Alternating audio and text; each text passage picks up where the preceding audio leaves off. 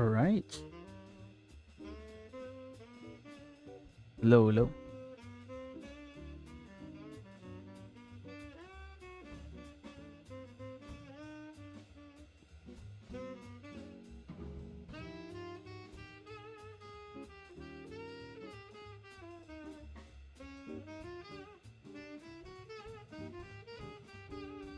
Okay. Hmm.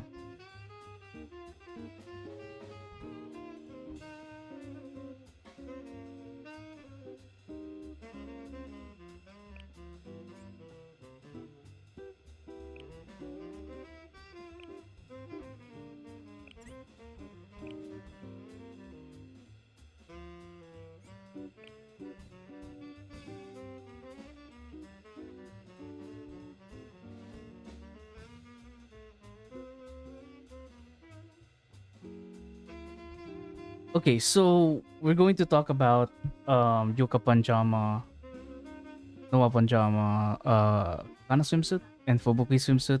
Make them make all of review all of them, make first impressions all at once. Well, for Fubuki and Kana, it's more of a general review now because we've seen everything partially from them, especially not really including Fubuki because we haven't seen anything really from her yet. But the very least all I can do is will I pull for Noah and Yuka? I would say so. The reason being is that I just don't see the need of Noah if I already have Meru. Although it's I think or Noah is going to be a much comfier, easier version of Noah or of Meru rather. I have a feeling that I don't need Noah to get to the platinum ranks. Like not at all. But it's just me. Partially because I'm saving. I mean, look at my pricing count. I am getting there to the 24,000 pyroxene. So, by the time the fourth anniversary comes, I will be ready. Probably.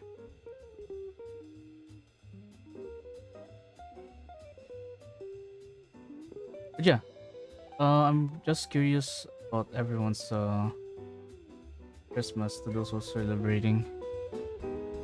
You guys have a very wonderful Christmas or just a normal one?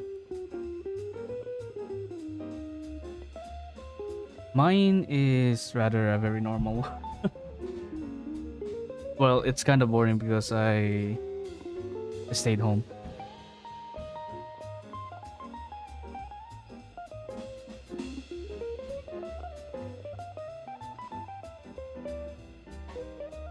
Mm-hmm.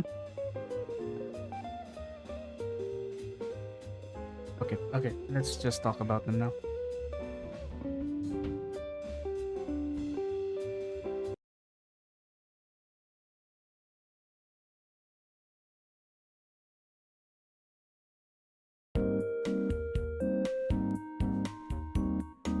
Hmm. 1, 2, 3, sound check.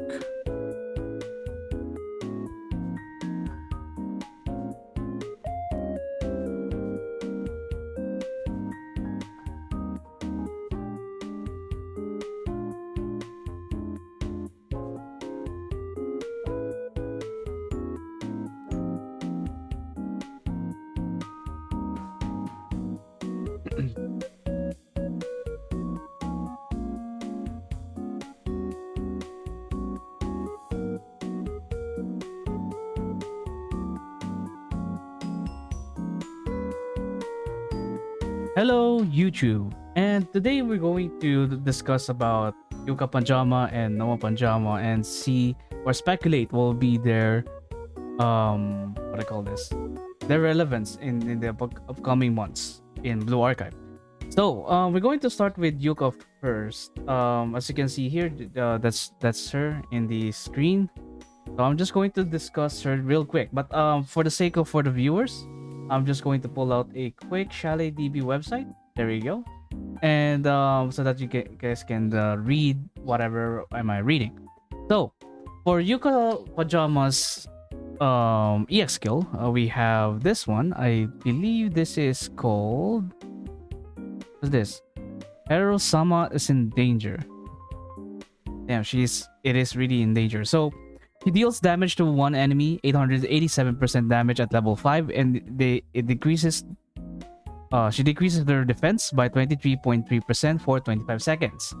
However, if the defense type of the target's light armor, it is amplified by 46 it is amplified to 46.7% for 25 seconds. Same duration, but almost twice as no, this is already more than twice as the original one. So first of all, we're going to check out what will be like the application for this. So the application for this would be in Bina yellow? No, Bina red. Sorry, Bina red, because if you want Yuuka to be shredding a lot of defense from a target, it has to be from Bina red. However, I have some concerns here because first of all, Yuuka's armor type is heavy, and Bina doesn't really like heavy armored students like Yuuka. So I'm pretty sure Yuuka's not going to take Bina really well, so she's going to probably get one shot by any of their attacks. It could be from the, what do you call this, from the sandstorm or from the missiles. Although from like other, like from regular attacks, maybe she will survive in like a few hits, maybe. But when it comes to like the AoE or lingering burn damage, I don't think Yuuka would survive that. I mean, considering that she doesn't have that much evasion anymore, she sacrifices her evasion for a lot of defense, so she's probably going to take a lot of damage, or all of the damage that she could have evaded. So yeah, a bit dangerous for Yuuka to be in Bina red, but I think we could have like other applications here, right? So for instance, we could have Hieronymus red, or the original Hieronymus, but considering that we already have like someone like Hina Dress who doesn't really need like a defense debuff from literally anyone. You just have to fill up the Green Lantern, and then that'll be it. You can deal a lot of damage from that. But I guess we could insert her here, I guess. I mean, Kana Swimsuit wasn't even used in Hieronymus during the last season, so why would Yuuka would be in the what do you call this? Will be included in the equation here, right? So which leaves us to other armor types, maybe some highly defensive ones like Kaiten. Well, Kaiten doesn't have that much defense. Over here, they don't really have that much defense. For Perozilla, this is kind of not applicable for Perozilla Red because one, Perozilla relies on AoE, so buffing a singular minion wouldn't like really help a lot. Okay, with regards to Gregorius, it might be a thing. It could be a thing. However, it's just I am just concerned if how this could be like much better than Kana. Well, the difference between Kana swimsuit and Yuuka Pajama is not that high, but I don't know if you're going to sacrifice less percentage of debuff or longer duration. But we'll see. I am not sure. I think right now the most applicable raid that we could apply would be Greg, Total Assault Greg, or maybe Grand Assault Wakamo Red. Maybe it could be. Well, I think Wakamo's not going to like Yuuka Pajama because she has piercing attack type, so maybe not. Yeah. Let's compare Yuuka Pajama to someone like Kana Swimsuit and Akane. Okay, sure. Now we have this one. So if any other armor type, she only decreases someone's defense by 23.3% for 25 seconds.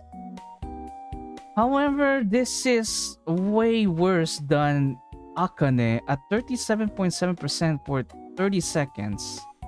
So I don't think you would want to bring Yuuka in any other armor types if you already have like Akane who could deal more without any restrictions on armor type whatsoever, or with Kana, no restrictions on any armor type whatsoever, and she still gets the 47.8% defense break, right?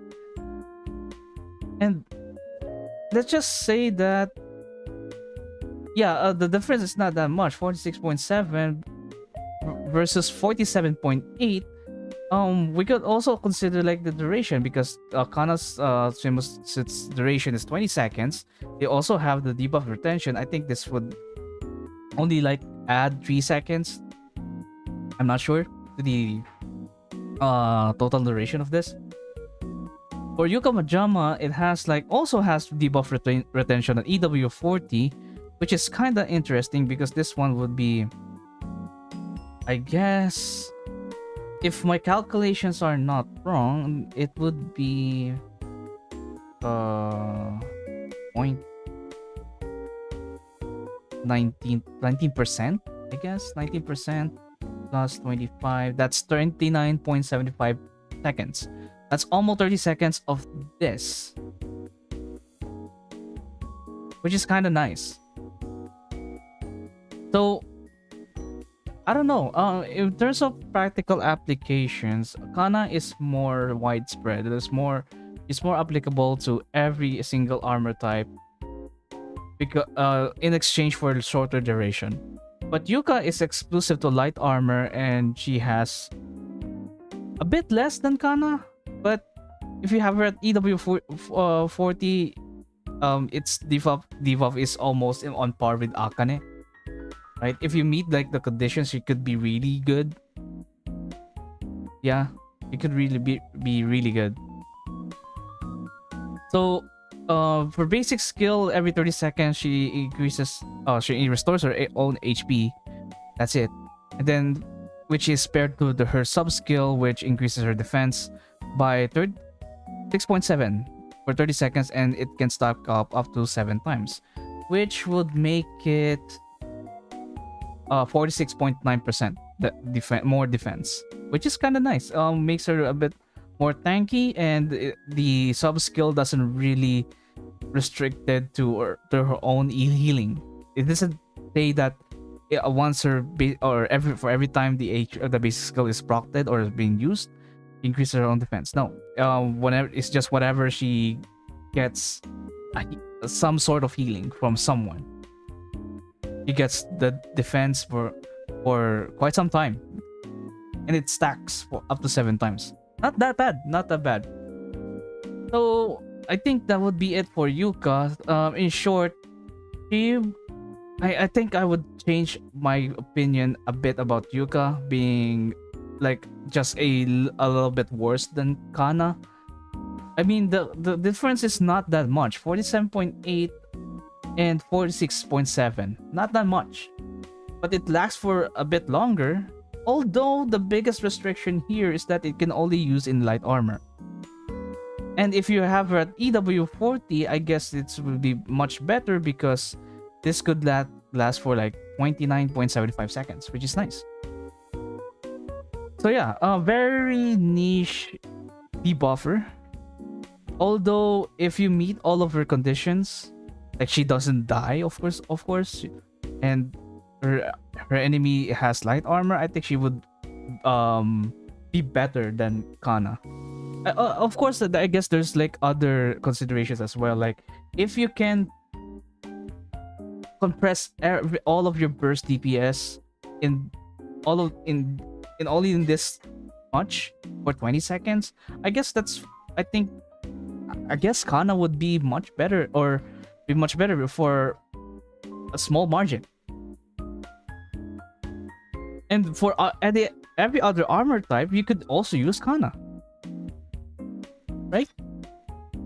So I don't know. The considerations are there. You couldn't really just ignore Yuuka Pajama because of her duration and her very restrictive defense debuff. But once you meet those conditions, she could be much better than Kana, right? However, there's also like consideration here, like what if all of your DPS or all of your burst damage are already in the 20-second mark, or 20 seconds, or you could just loop the 20 seconds just fine without having downtime. That's another consideration to make, right?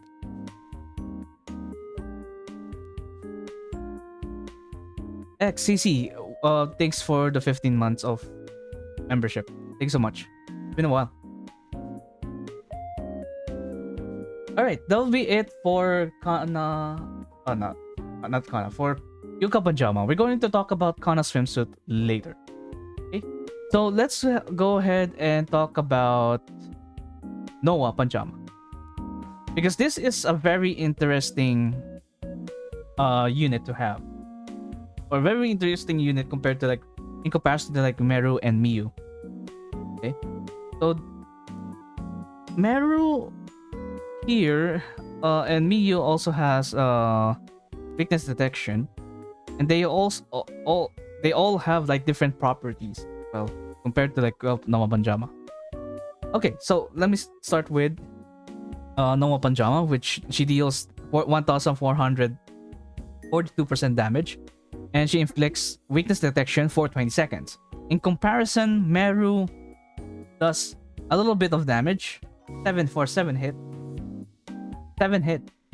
for this much damage. I don't know, you might consider that. And then Miyu just applies the weakness detection. And now we're going back here. Let's check the duration. 20 seconds. 20 seconds compared to Meru, it's 30 seconds. Oh, here we go. 30 seconds. And it also has burn. A bonus burn. Doesn't mean that much, but it's there. Bonus burn, and then some weakness detection for 30 seconds. 10 seconds longer than Noah. And then for Miyu, it has the shortest duration. 10 seconds. Now we can compare what is the weakness detection here. Here we have 33.4% of her attack applied to the damage for every attack, and it lasts for like 240 times. So it has two conditions for the effectiveness, so 20 seconds or 240 times. For Meru, it's 2.5% of Meru's attack, so not that much. But it has 30 seconds of uptime, and it can handle 480 hits. And then for Miyu, we have 30% and only 120. Okay? So there's like a lot of considerations here. What if 480 is a bit too much? What if it's overkill for 30 seconds? You cannot achieve 480 hits. I don't know if that's possible. I think you can if you have like a full stack team of people who could do a lot of hits. I think 480 is not that hard to do. I don't think that's that difficult. And considering that it has like a longer duration, That's like a good deal to me. So yeah, but it is not what Noah has to offer with her weakness detection, because we're going to talk about the cost tree here later, because it is connected to the basic skill right here, which after activating her EX skill twice, the next one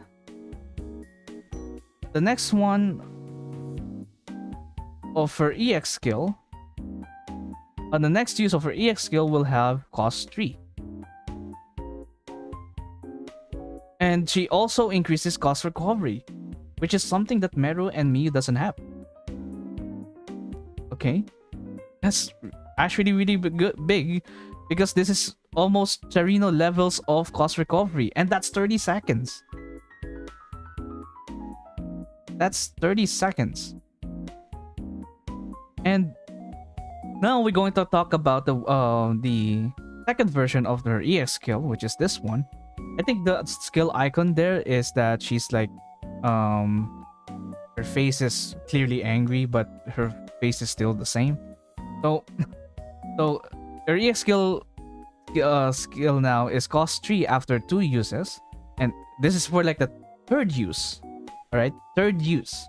It's not like first use and the second use will have the modified or the other version of the EX skill. No, you have to do the EX skill twice, and then the third one will have this EX skill that costs 3, which deals 1,680% damage, which is more than this one, and then same duration for 20 seconds, and more attack on the weakness detection, 39% from 39.4, and still has the same 240 hit limit. Okay, so for this one, enhanced skill increases attack, very generic attack 361 and further 226.6. This is the original, and this is the EW40. Then for the sub skill, every 10 normal attacks, she increases the piercing effectiveness by 88.9%. That's really high, by the way. That's really high for a bit shorter time. That's really high. 88.9. And that's of the sub skill. That's from a sub skill, so it doesn't conflict with most sub skills or most buffs in the game.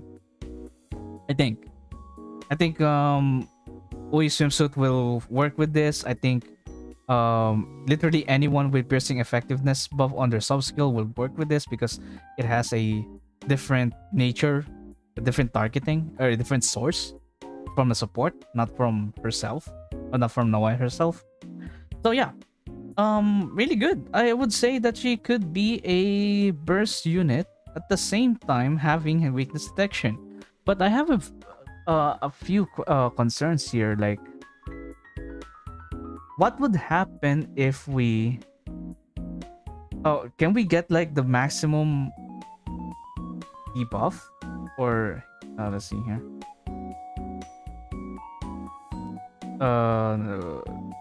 this one.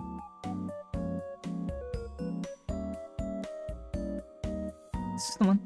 Yeah, every 15 times the hover recovers attack increases the incoming damage by 10% for 10 seconds, and effect stacks up to 30 times. So I am not sure, like after all of these preparation, right? After this preparation, what will be the number of stacks on hovercraft before we do the third one?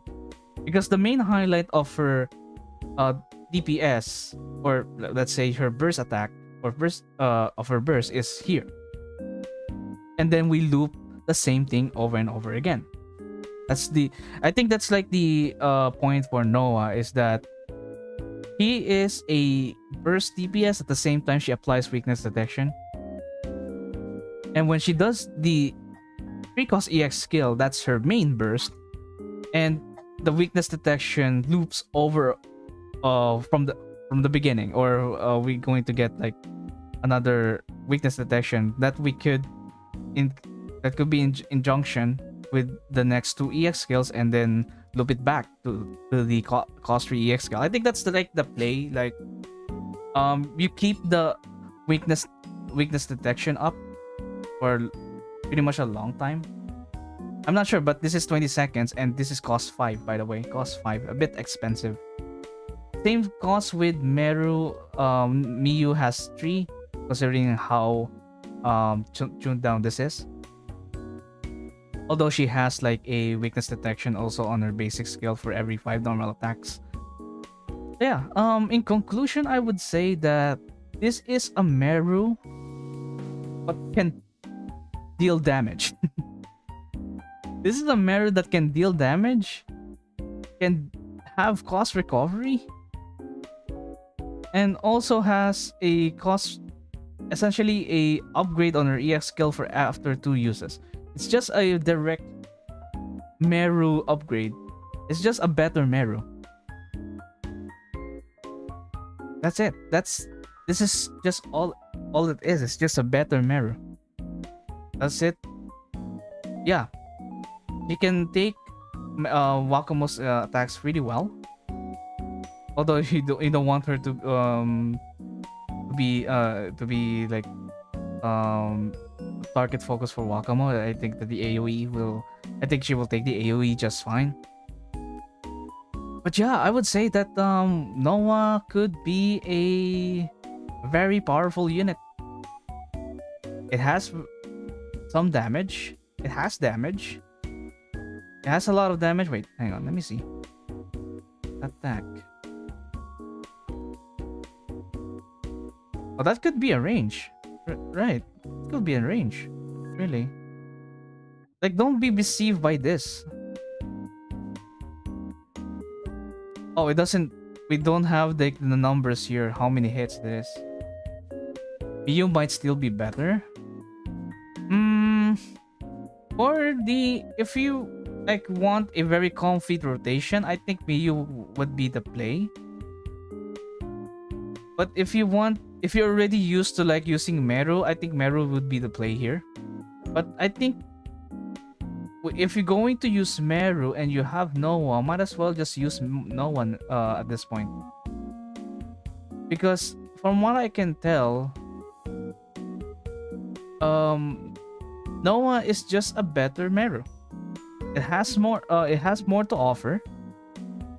It has a stronger weakness detection, although it doesn't have like the many of hits that it can handle. 240 hits, it's half of what Meru can handle, 180. But hey, it comes with damage, it comes with cost recovery, and she has like this much of piercing effectiveness for every 10 normal attacks. You can just time this, right? So I would say that she is strong, but she would be much stronger if we can make it to EW40. But I guess if you want her to be a burst DPS, yeah, EW50 will be much better here. But as a weakness detection unit, I guess 3-star would be okay. I mean, you still have like other units to use for this one, right? You have Mika. You still have you can also still use Maki. Right? She's not the only one who will deal damage here.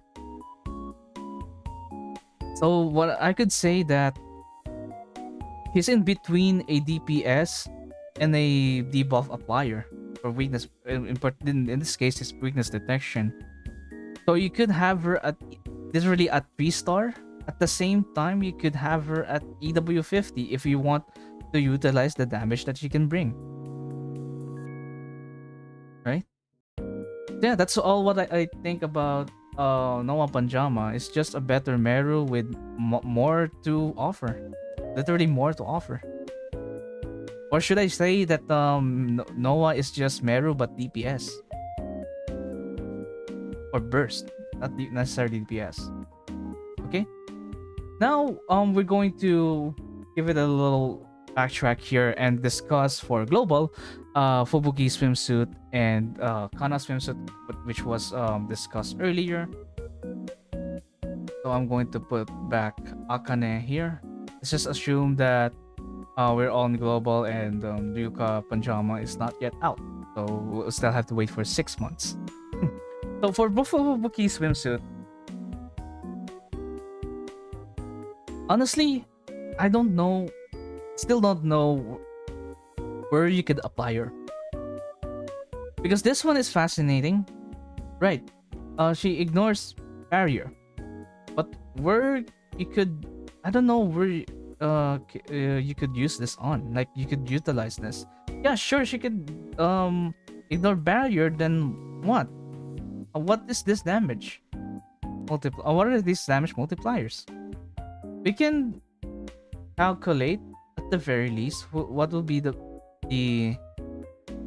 let's say a better or a better unit here.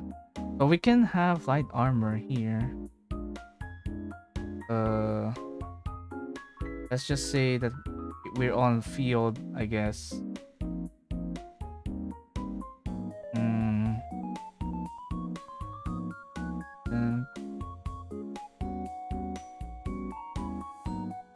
And let's just say for this one, we could add some buffs.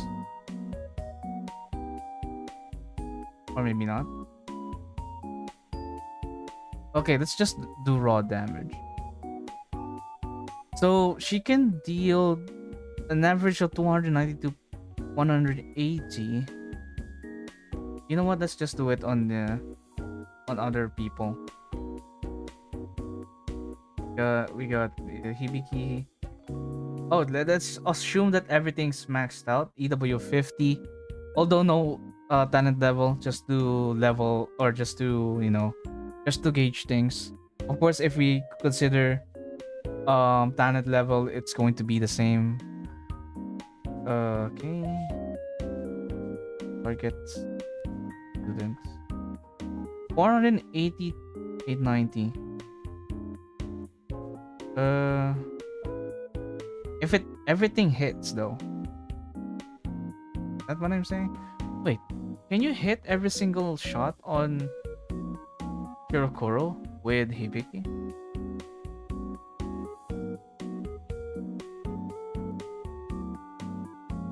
Hang on just a sec.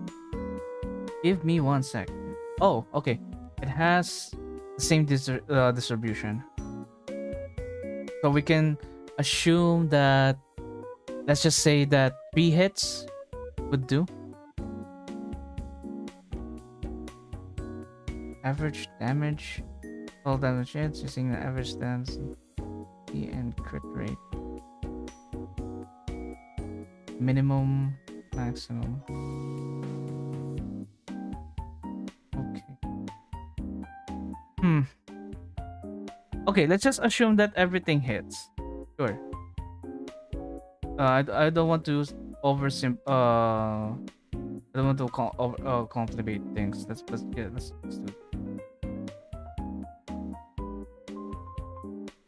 Okay, then target.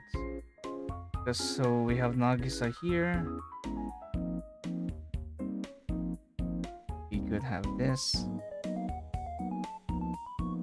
140, 153 max.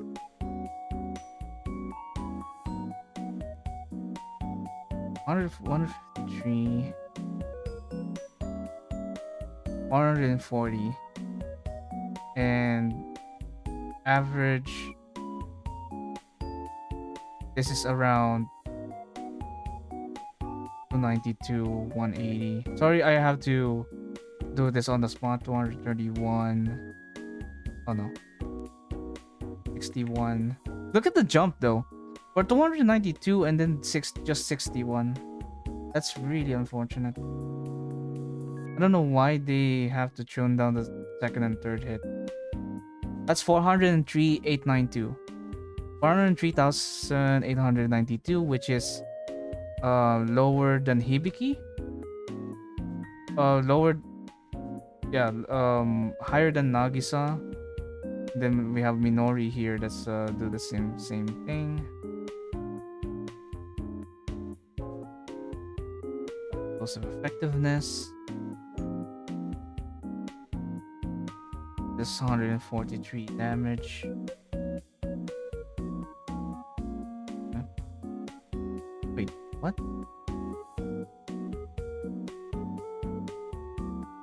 Oh, this is because this is just one hit, isn't it?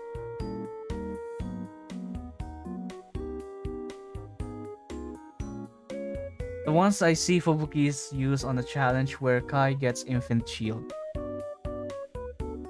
So you would pull for a unit just for a challenge or event challenge. I think if they try to sell you that, trying to sell you with like, oh, we can.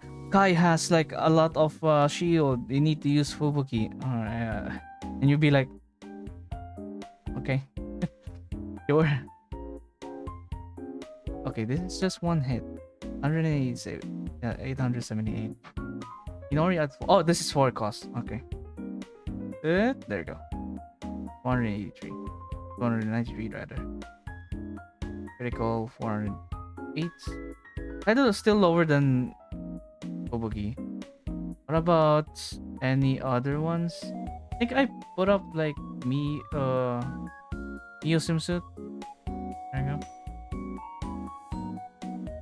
Same thing. This is guaranteed crit, so this is 166. Guaranteed crit, always critical.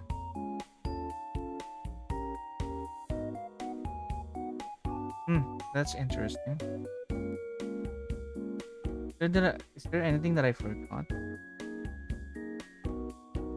Seems not. If this is true, then Kobuki might just be a better or slight, just a worse Hibiki. If everything hits.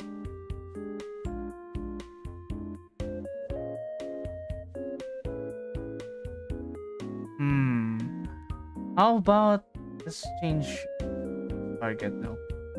How about the Kaiten? Kaiten Torment. Dream. There we go. Okay, Torment. This is much higher. 512 600. For Fubuki, let's change it again.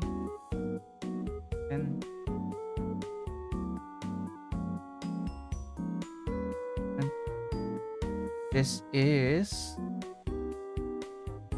didn't change. What? Titan.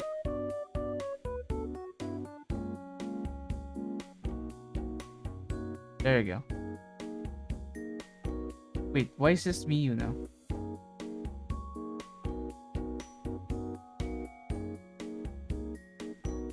Okay. What we got here? So this is 366. This is 608 plus jump to 7807 plus 57894. We have 465,309, which is again a little bit worse than Hibiki. Yeah. Then we can also check Nagisa here. Change the target to Titan. Hopefully this doesn't. Okay, I have to hard refresh. Nagisa. Then Kaiten. We have. Okay. We apply the debuff here. Okay, there we go. We have. Oh, change the mood. Change the mood.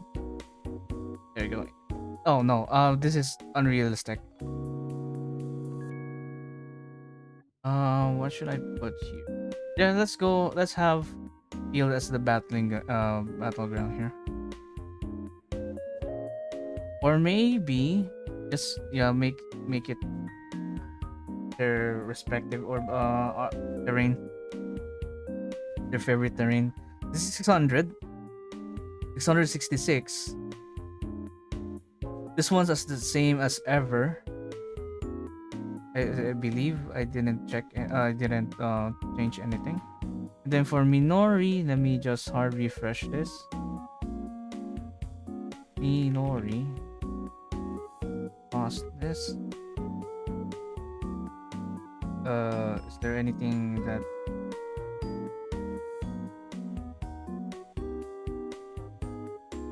and then for indoor we have 439,420 in our calculations 465. Minori is worse. And then for Miyu swimsuit, that's I think we should hard refresh this again. Target is Titan. Change the okay. Oh yeah, she's a 1-star. So this is 207, 960. Target done. Okay, so from what I can tell now here is that Fubuki is just a little bit worse than Hibiki. So consider the following, that if you already have Hibiki over here, I guess you could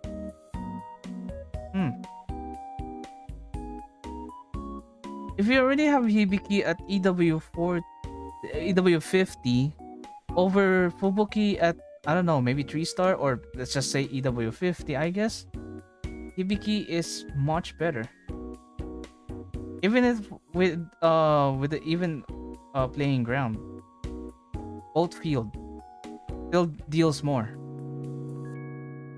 And I'm pretty sure that Hibiki can hit the kite, the robot, in all 5 circular areas. For Fubuki, I'm pretty sure that she can hit everyone here. Yeah, very interesting thing to see. But of course, we also have like incentives for Fubuki right here, which she also has explosive effectiveness increase, which is kind of nice. Well, Ibiki only has, or she has, crit damage. So it really depends on what you need. And she also deals this much damage, whatever. So yeah, should you get Fubuki swimsuit? Right now, there's no place for her yet. I believe there's no place for her in the meta just yet. She's worse than Hibiki.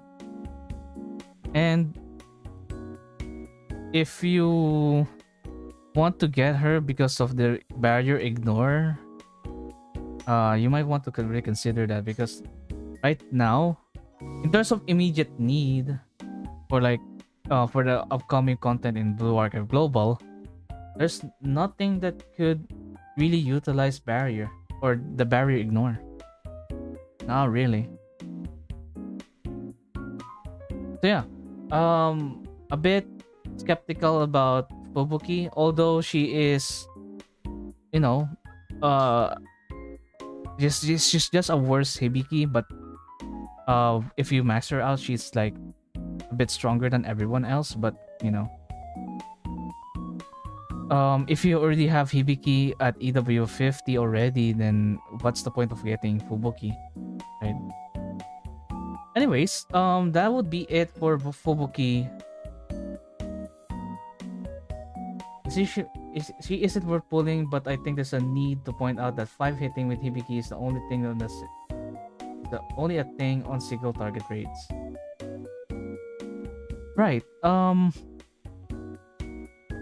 Is there any scenario wherein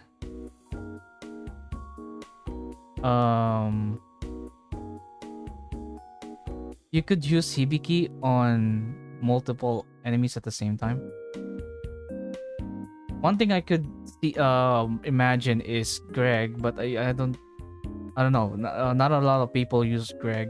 Maybe on an insane, maybe.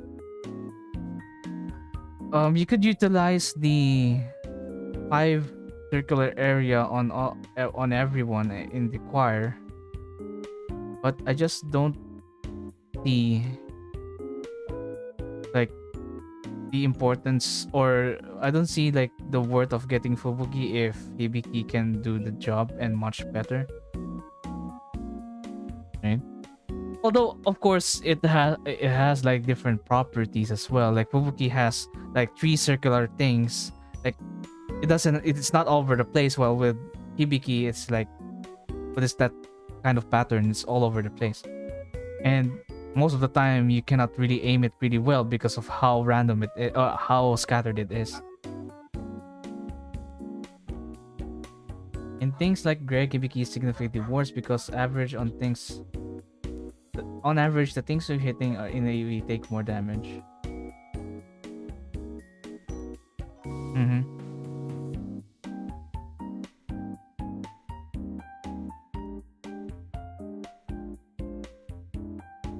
Wait, let me think. So, if Fubuki can shine on Greg, why was Minori like overshadow her in Greg? Like no, I'm not saying that no one would use Fubuki, but I have seen a lot of Minoris here. Minoris in the top ranks. That's probably because of how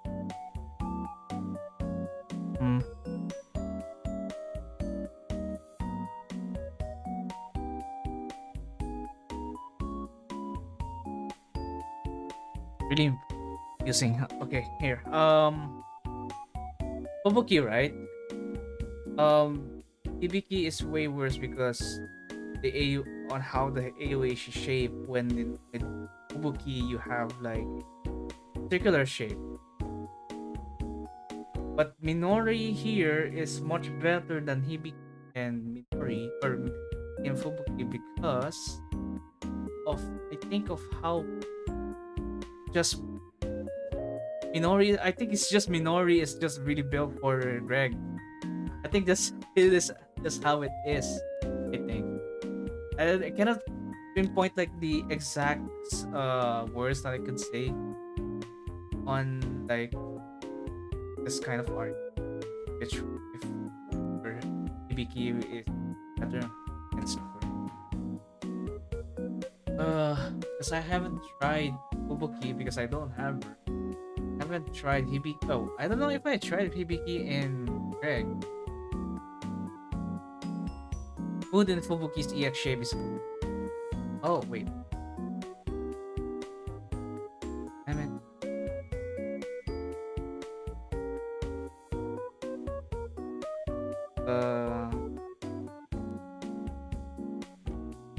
I remember.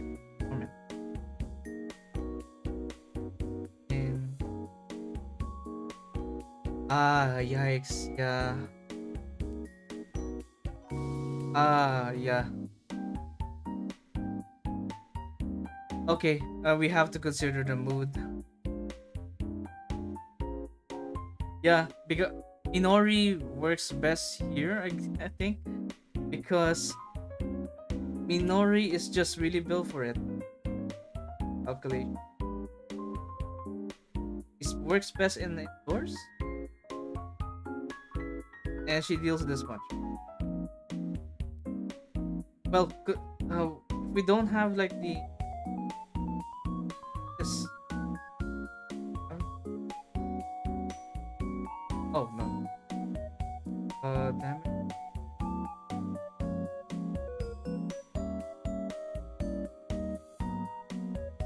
Oh, here. 250. There we go. There we go.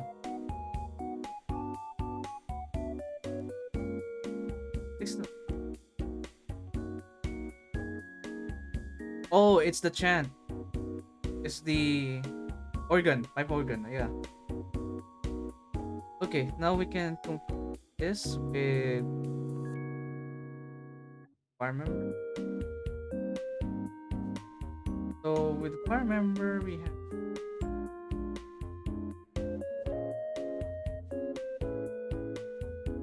damage resist.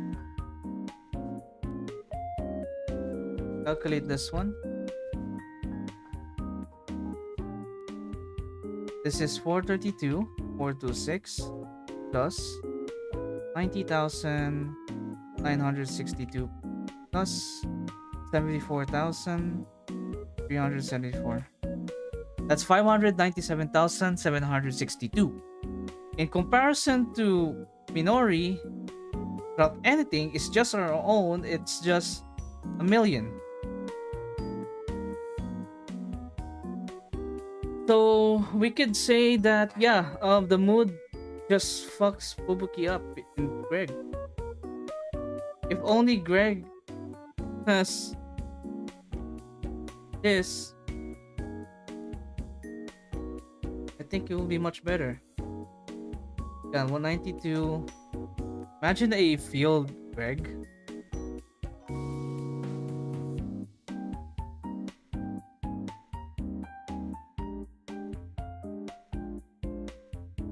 Oh no, never mind. 971,363 damage. Wait, you don't even know how many choir members would hit. I don't even know how many choir members would hit with the small AoE, which this one, the medium AoE and then large AoE. So with Minori, the damage is not restricted to to the area, but rather like this. Everyone gets the same fucking damage in that circle. But for Fubuki, it's significantly gets worse the, the further away from the radius, from the center. Our ratio for the full AoE is better than ratio with the middle tiny spot, but drops off outside. But yeah, I guess we could consider this. But what if we use you against this? Would it be the same? Or it's a million? If we even this out on field, it is we calculated this earlier, it's 971,000. Minori still gets the cake because she can still deal a million. That's why Maid Yuzu was used over Fubuki and Hibiki. I see. Oh wait, yeah, I didn't consider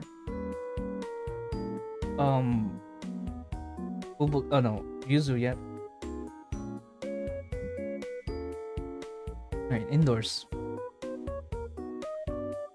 I think you don't have any other debuffs. I'm going to put you this.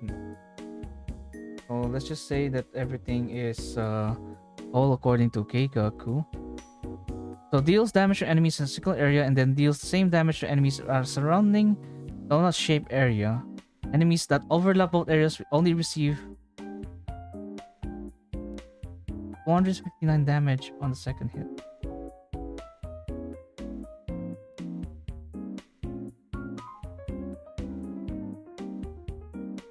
Wait.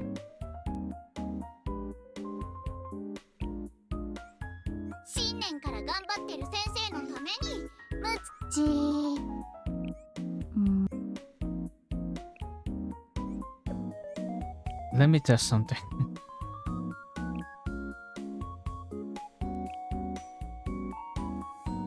Donut shape, right?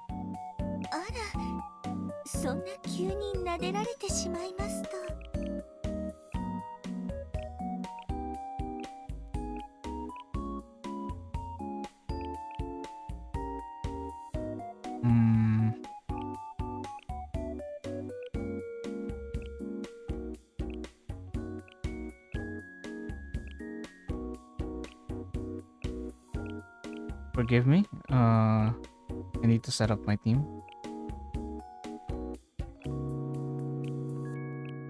Oh, what else will do the trick? Maybe just Shiroko.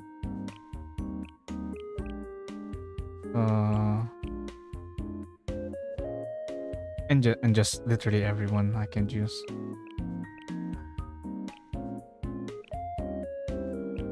What kind of swimsuit? Wait, will this conflict? 時が来たのですね。 Oh, it's attack. Okay, okay.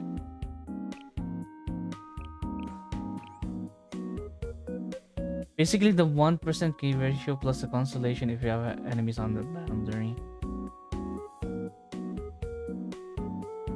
Oh. 出発だ。位置を変更する。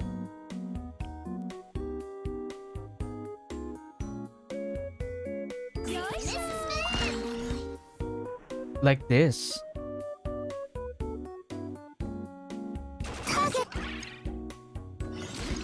Oh. No! Oh, did it die?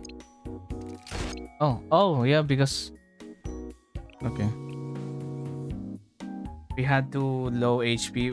Why would... さあ行こう。 Why am I using the first stage? よいしょ。これいらない。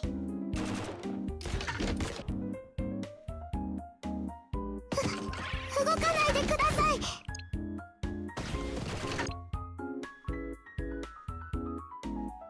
Okay, that's all I know. I need to know. Just the range. お家に帰りたい。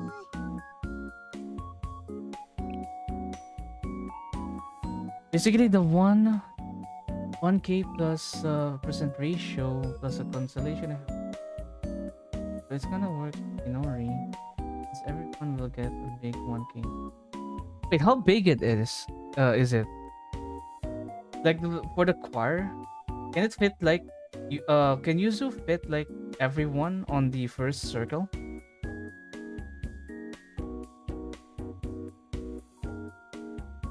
You can, right?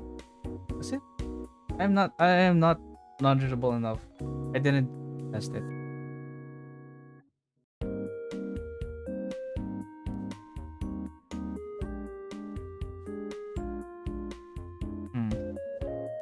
Very interesting.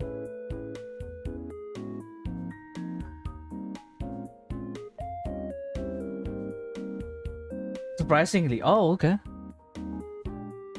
And you could wait. Can if it hits everyone, can you do this? Oh, wait. Where is she? Oh god, I lost her.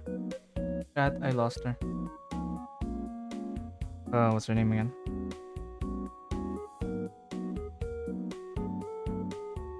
Like, can you still get this from like the outer ones? Outer choir. From the choir from the outer range. If it can, okay, that's cool. Receive. Oh yeah, this will be broken if they get hit for this. If they have the sorry, if they have the same percentage damage. If they get hit on the second one. Damn. Oh, they can also get hit. Okay. So, based from like our calculations, it would be like this. Similar to this. Oh, sorry. I don't have the thing yet. So, okay. Nice. Let's just say that everything is there. Don't account the damage or the defense debuff yet. So, in theory, we would get like this much on outer fire. 808,795, and we would get this much from every single choir that is inside of the circle. So in theory, that might be better than Fubuki. Yep. Yeah, like even without calculating it might just be better than Fubuki. I mean, imagine like a welfare beating you. Damn. Of course, it has EW50, so some investment is okay. I think that's all that I want to know. Really interesting, I would say. I would love to. It's really nice to know more about Fubuki swimsuit. In the conclusion, that it's just a worse Minori and a worse Yuzu. Yeah. But anyways, let's proceed. It's already been over. It's already overdue. But let's proceed with Kana swimsuit. So Kana swimsuit. We already talked about Noah. Not Noah, but Yuuka Pajama earlier. So we're going to just breeze through this for a bit. So at cost 2, she deals damage to one enemy. Not that significant. Bit significant. And then she increases the defense by 47.8% for 20 seconds. And this is nice because this has is higher than Akane by like almost 10%. Although it lasts for like only 20 seconds compared to like Akane, which is 30 seconds. But still, this is still a significant change or significant difference between the two. And then for basic skill, it's just her being a bit tanky, debuff retention by 1900, which will make this based from like calculations for like before. I think this would just be like increased by 3.8 seconds. So this is going to be 23.8 seconds instead of 20 if you have the EW40 buff. And she has max HP. And then sub skill increases the attack of herself and special students by 30.6%, which is kind of nice to have, especially on Greg. Also known that the defense gets more valuable the more you have. Or the defense break, you mean? So yeah, for sure that Kana is just a very premium Akane. You can still beat Akane, or no, sorry. You can still beat Bina with Akane and without Kana on Torment. It was already proven by some people on YouTube that Akane or a no Kana swimsuit Bina Torment is definitely possible at 2 pan, even 2 pan. I mean, considering that you have to use a Kayoko dress and Mika on the first team, and then Kayoko dress to finish him off. I guess that's clearly understandable, considering like you have like the strongest like strong DPSs out there, to the point that the defense debuff from Kana is optional and you can just use double or maybe Akane. I'm the one who did that. Oh, so yeah, there's Legend over there. You can beat who? No. I'm not. I just misspoke. I misspoke. Okay, that's it for the quick review for Kana swimsuit, Fubuki swimsuit, and most importantly, Yuuka Pajama and Noah Pajama. That will be it for the first episode of the Shidem Chest. Thank you for watching and take care. Okay, that's it for the recording. Okay, so I will record another video, but it's going to be a bit it's not about Noah, or it's not about Fubuki or Noah Yuuka, whatever. Kinda roughs, I think just skip unless Viper or top tanker.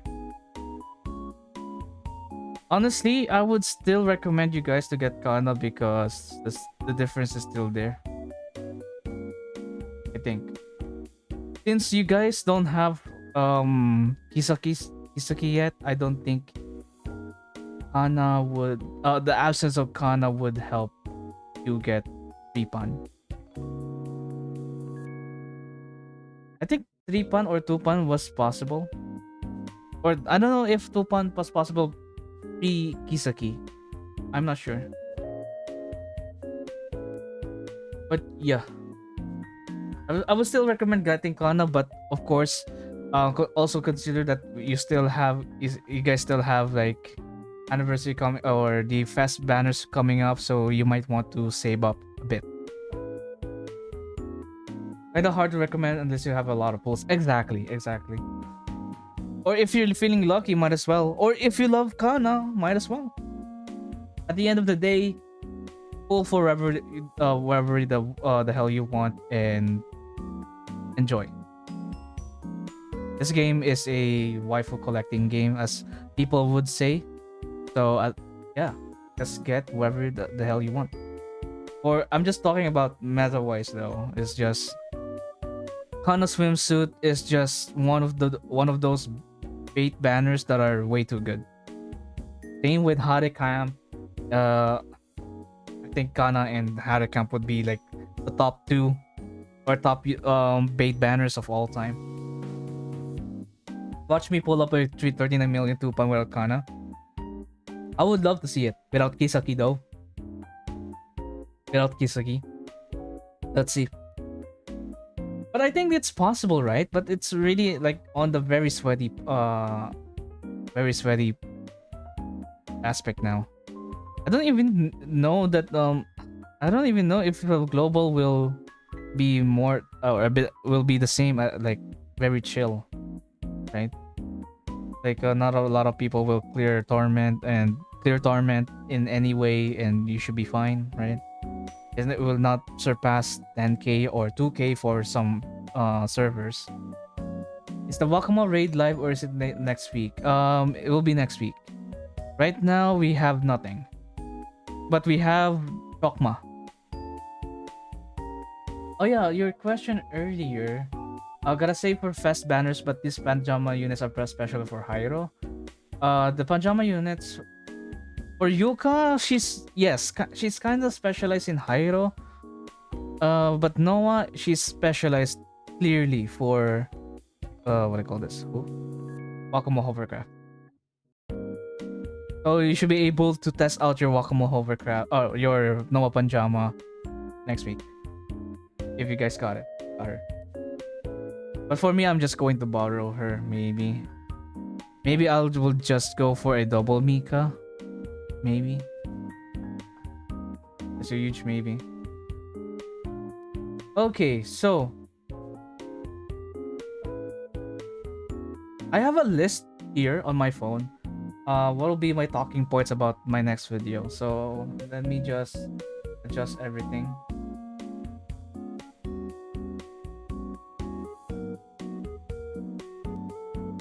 Just remove the title on this one. Change the music. What will be a good one? Like for idle talk. Nah. This is kinda ass. What will be a good one though? I don't want to take a shot of the dark and the OST and try every single one of them. Not this one though. Maybe just the same old Lemonade Diary, because I just think Lemonade Diary is a good song for idle talks. Okay. And then let's have some wall here.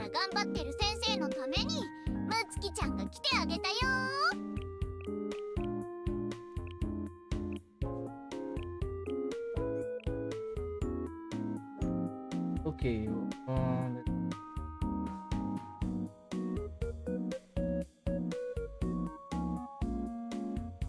I would bring up a notepad for my note.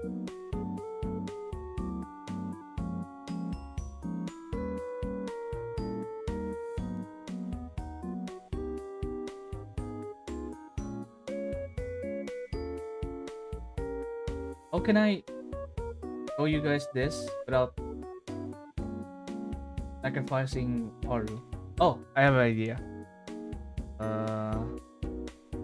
Check filters, chroma key, increase the opacity, and let me type something.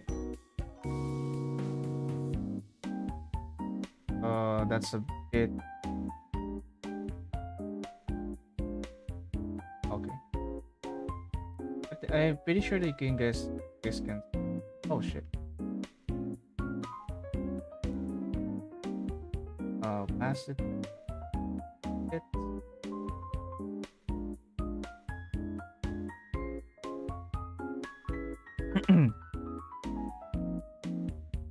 Did you show the bond gears? Oh yeah, bond gears.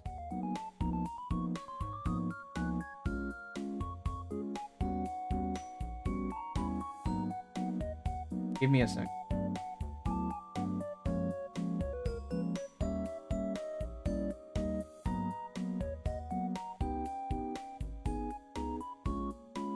Hopefully the bond gears are already here.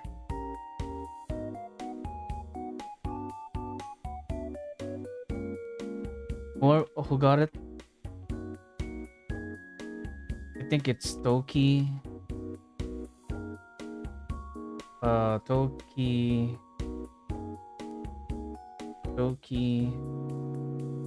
Mashiro.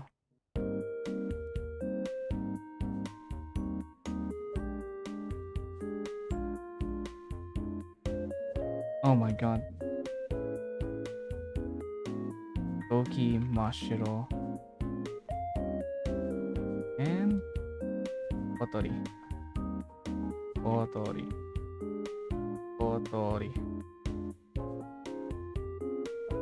Okay, they're here.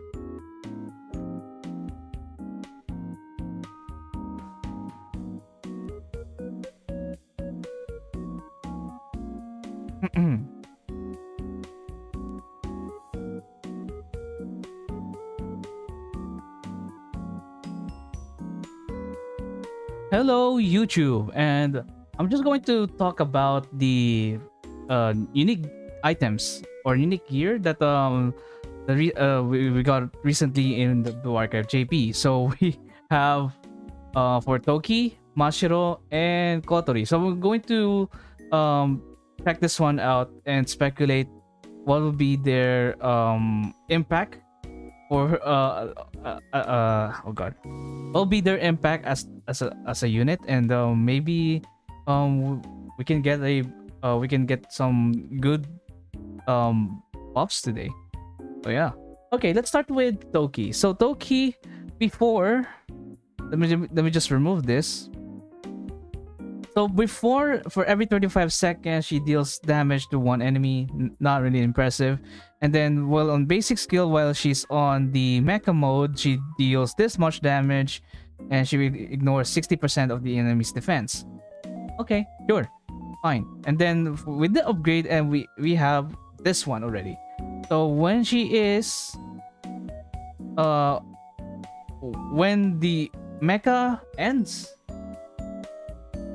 When the mecha mode ends, or for every 35 seconds, that's the change, this is the one, she deals damage. I think that is upgraded as well. Yep, that's upgraded as well. 900, she deals more damage to one enemy, and she gets EX redraw. That means she can transform again. Basically, what happens here is that when her mecha mode ends, right? When her mecha mode ends, she will deal damage, and she can transform again. Really easy to understand. But what would be like the, let's say, the one potential problems with this? I think, in my opinion, this would fuck up some rotations. it could potentially fuck up some rotations, but I'm not sure because EX redraw. Speaking from experience with Hanako swimsuit, sometimes you would want to rotate around with her mechanic, but if you don't, you just go Hanako's EX skill will just be in the way. Hopefully on not this one though. I mean, it only costs 2 to transform, so it doesn't consume that much. It's basically a very throwaway skill that you can just use and just rotate. So yeah, I don't know. I'm just concerned about the potential issues about the EX redraw here because it's been notorious if you don't revolve your rotations around it. And then we have a new basic skill when she's on the mecha mode. Upon engaging mecha mode, and then every 35 seconds after, she deals damage to one enemy. So basically, when she transforms, and every 35 seconds after, she deals damage. And this attack ignores 60% of the enemy's defense, still the same, and also increases her explosive effectiveness by 30.8% for 30 seconds. Oh, okay. What the huh? Wait, that's really good. That's like a lot of they made her good. They made her better.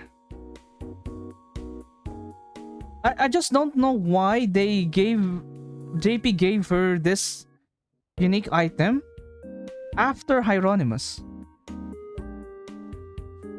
If Nexen gave Toki her unique item during Hieronymus, I don't think Hina dress will able to surpass Toki.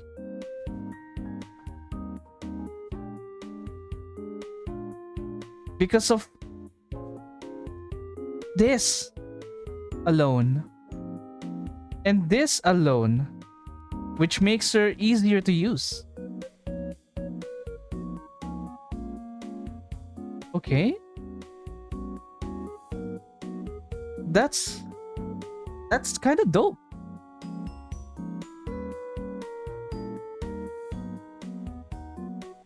This made her better, I think. Like, I'm just looking at this on paper and it feels like they just suddenly love Toki now. I guess Toki is quite popular with the fans, so I think this buff will entice people to roll for her or even use her. Although, yes, I am also concerned about this. It's just this one. The redraw also triggers every 35 seconds. It can screw up some rotations. Like, imagine like you have like all of these 3 skills lined up for you, just ready to use, and then Toki just activates her basic skill, which removes the one skill off the list from the right side, and you have to like dig it up for a bit just to get that. And what if that skill that was replaced by Toki's was like the first skill that you have to use? Isn't that going to screw your rotation? I'm just really concerned about this one because you cannot control the EX redraw.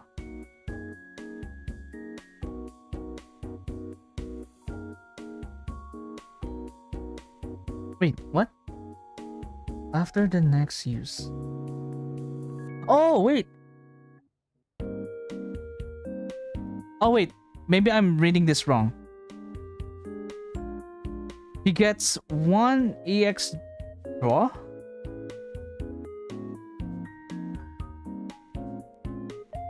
Wait, how does this work? Like, you could spam this? Because this is a EX skill, right? So, wait, hang on. So if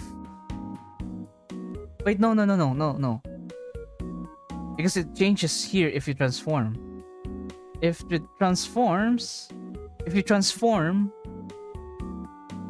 or if your transformation ends, you get the redraw, immediately drawing the EX skill after the next use. After the next use. Okay, because this one ends after you use this. Oh, yeah. If this one ends as you use the second EX skill on this one. Am I right? Yeah, after the second use, and then it redraws. Okay. She gets her EX back when you exit her transformation. Yeah. I think.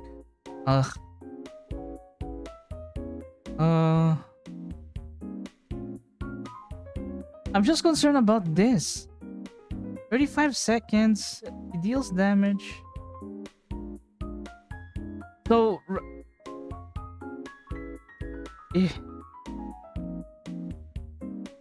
I wonder how this will fuck up your rotation though.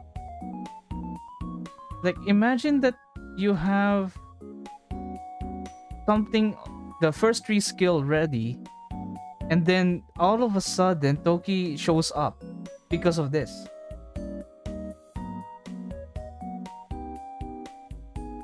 Wait, no.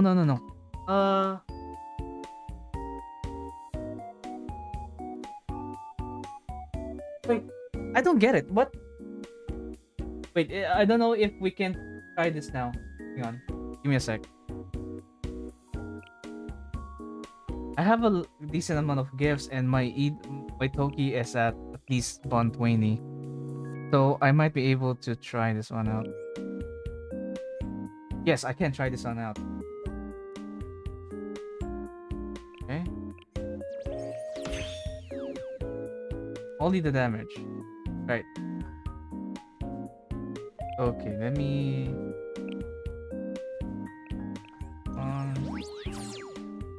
although I don't need to do this.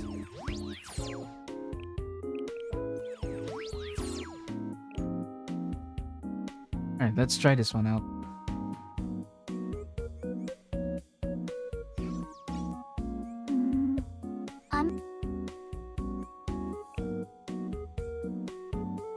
Oh, that's her basic skill damage, only 10. Wait, so...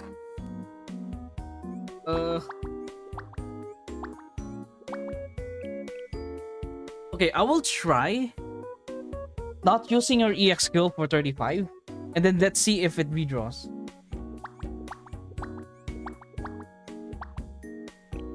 Let me just see.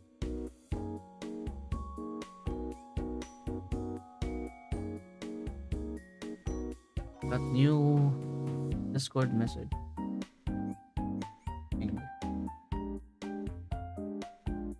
Oh, invitation to play Left 4 Dead. I don't have the game. What should I do? Oh, I forgot to claim the AP I can use. It only gets her card when she exits her transformation. Yeah, that's what I'm trying to verify. If the wording here is just XDD or it actually happens. Don't worry, guys. This is just for the sake of science. Sake of science.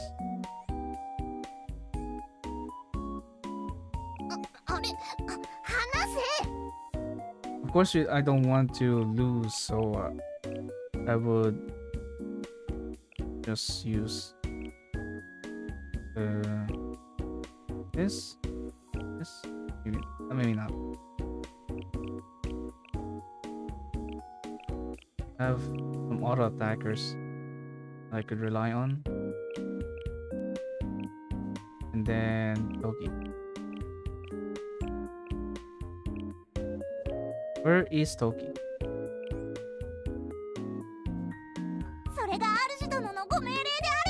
All right. So for the sake of for our experiment, let's see if Loki redraws her skill on her basic without transforming. If it's true, this is could be trouble. If it's not, the wording of Shelly DB is unclear, very unclear.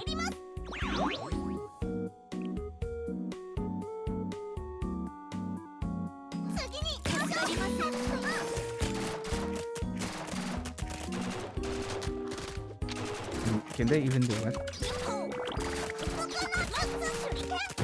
Yeah.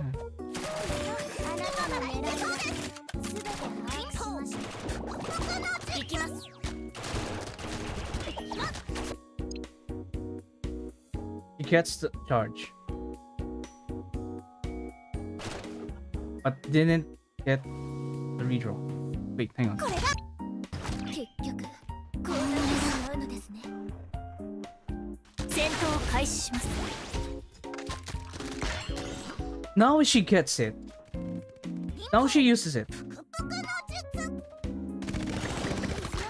今ならいけそうです。ファイヤー。見つけました。 Wait, I don't want to lose you. 受け止めてください。あなたの狙いは全て把握しました。はあ。今ならいけそうです。 Oh, that's one more. Okay, rotate. かわしてみせます。これが絆の本気です。見つけました。反射の術。いやー、こうなってしまうんです。手裏剣。ファイヤー。あなたの狙いは。 Oh, wait. Oh, is it? That's it. I didn't get it. Oh. 絆流忍法の勝利です。 Okay. I accidentally used my stamina. Crap. Fire robot? Sure.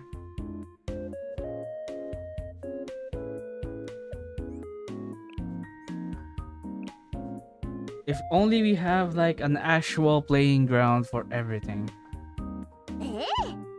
二度もにお任せくださいまし。 Eh? Let's have Sereno, Marina, Okana, and what's you?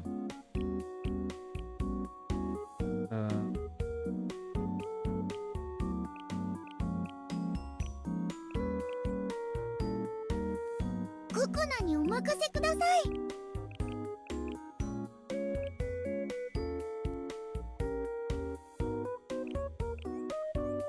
You could try and Chokma? Nah. Chokma can Chokma on my nuts. 出発だ。この先には何があるのでしょう。全力で参ります。いらない。前方へ突撃。 Alright, I'm just trying to get lost. 花丸です。粛清だ。 Wait, how do you get -1 cost? 甘すぎる。甘すぎる。 When did that happen? ファイヤー。金ならたくさんありますよ。 Jesus Christ. My PC!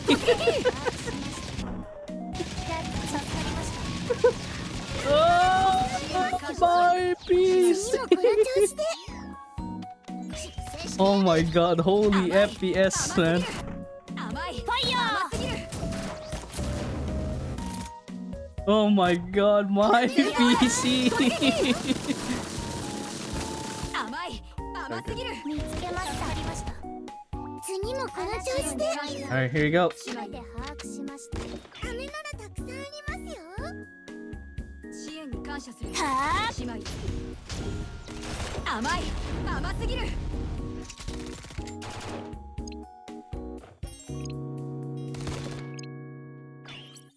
金ならたくさんありますよ。姉妹。 Oh, it doesn't work that way!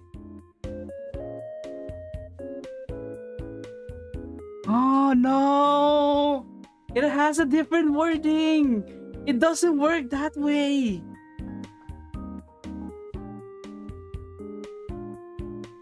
Oh. So you're telling me that I have to rotate back to Toki and then get the EX skill redraw and then do my first hit. Do my first EX skill during the robot form, during the mecha form. That's not it. Oh god, I thought it's like going to be infinite transform. It's so different from what we actually get. 勇敢に行くぞ That's so misleading. 甘すぎる Uh, 支援に感謝する okay, so 接してやる so that the thing with the EX skill redraw is that if you use it, 全力 it comes back. 支援に感謝するしまる And then you can use it は immediately. Which is nice. Don't get me wrong, this is nice. Instead of rotating all the way back to get the first EX skill. Right? Don't get me wrong, this is really good. However, the text is so misleading. I got scammed. I don't. So we all got scammed here. So basically here is that, or maybe my reading comprehension is just way too incorrect. Maybe I should reflect on myself rather than blaming on other people. So what it does is that after you get out of the mecha mode, you activate your basic skill and you get the recharge, or you get the redraw. However, you do not get to use it, but rather, if you going to use your EX skill again after rotating again, you get that's when the redraw triggers, and then you can use the beam right away. But again, it's not that bad. It's still pretty good, because one thing about Toki is that when you try to transform, you still have to rotate all the way back just to get her burst. So this is just a very nice KOL for Toki, because you can use her EX skill. I'm sorry, you can already use her EX skill at the same time buff her with your usual buffers like Izaki, Mari, Ako, whatever, right? And then you can use her burst right after transforming, and then you rotate back, you do the same thing and do the same thing, and then you transform back, and then rotate back to get Toki's skill again, and do the same thing over and over again. That's like a huge QL, because it gives you like the first beam right off the bat after transforming. I was just confused that what happens if the basic skill triggers without me transforming, and then what happens if I get out of transform. It turns out that you don't get the refund immediately. Rather, the redraw doesn't happen after transforming, because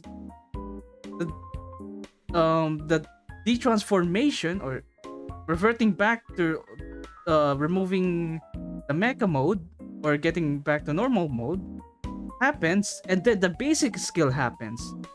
It's not like the basic skill happens simultaneously with the EX skill. The EX skill ends, so meaning the EX skill already happened. So if she gets the redraw, it won't activate because there's no EX skill happening, because it's already passed. That's the logic. The main highlight here is not to make her transform or make her mecha mode 100% uptime, but rather it gives her access to her beam right after transforming for the first time, or right after transforming. That's it. Which is still pretty big. So I'm glad that I tested this out and clarified everything, because holy shit, because initially I was concerned about this. With the wording, I was concerned, a bit concerned, but pretty useful if you think about it. It's just that, you know, I have no reading comprehension. It's kind of misleading, but it's on me, I guess. I think it's 80% on me, or 90% on me. It'll be worded better, but yeah, it's my fault for not understanding it right off the bat. Yeah, of course, yes. The EX skill effective, the explosive effectiveness is just you know, also a huge thing. Higher multipliers as well. Did you see that jump from 778 to 910? That's huge. That's actually really huge. Compared with this, ignore 60% of the enemy's defense. That's also very huge. That really screams what do you call this? It really screams that she's really built for Hieronymus in Urban. Like, this is still here claiming the throne of the best DPS in global, and this basic skill upgrade just seals the deal. That's all what I think about Toki. Apart from the QOL, we still have like the damage percentage upgrade and the explosive effectiveness as the cherry on top, which is really nice. This is probably one of the best unique items in the game. It's just probably one of the best. Pino Red will stand a chance. Oh, definitely. Elastic.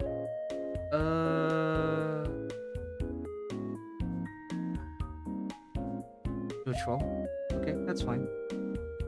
Anyways, let's proceed with the next one, which is Mashiro. Okay, so let's give like her full picture, shall we? So her EX skill costs 3 and she deals damage, and she has like 75% chance of dealing this much damage.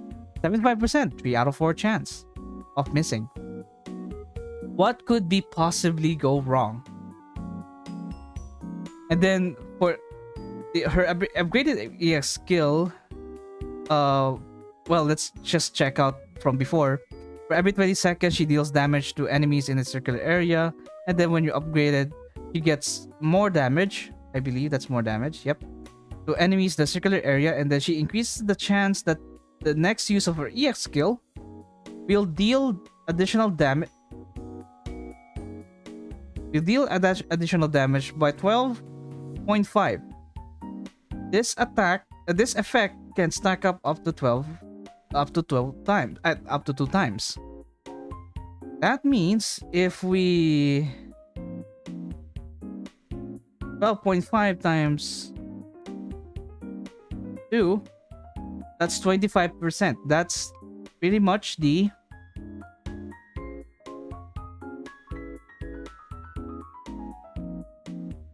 what? Wait, what's the duration of this?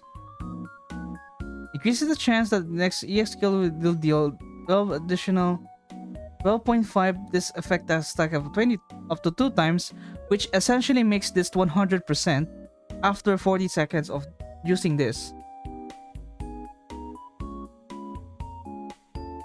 So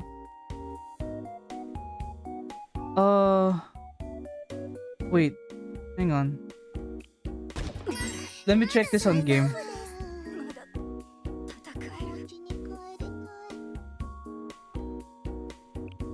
What's the duration? If there's no duration, that's huge. Suitable for bigger, for longer fights. But on PvP though, you still have to pray to God that your fight, that your skill shot lands. Mashiro. I've been using Mashiro for like a long time. That's crazy. We get a buff right now.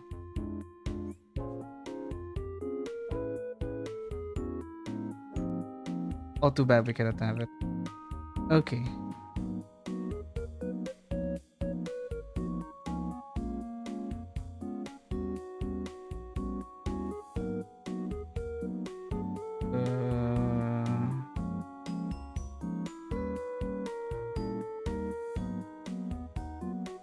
From the wording here, it seems that it's permanent. Increases the chance of the EX skill inflicting additional damage by 12.5%. Up to a maximum of 2 effects can be stacked. No duration.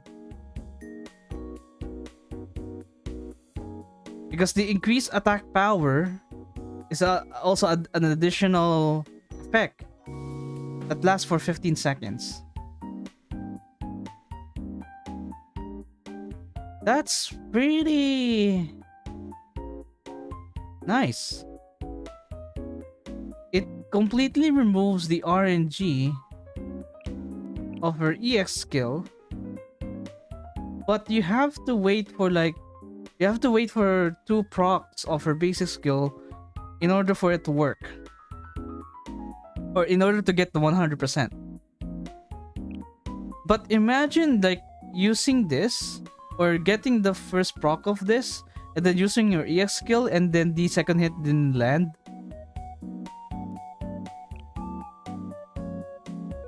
That would be fucking funny. Like, man, I have like how many? 25 plus 12.5. I have 87.5% chance to get the second hit and it didn't hit. Oh boy. It seems that it's permanent. So I would say it's good. It's not that bad. I would say that it's not bad of a buff. I would say. Also a bonus 36.2% attack increase. That's nice. But I guess in PvP, I think she could have a chance. If you think about it. But if you also think about it, you don't really need accuracy in the current PvP. Because everyone gets no evasion and defense at all. Or maybe there's like still defense, I think. Or I think only evasion was only affected. Maybe.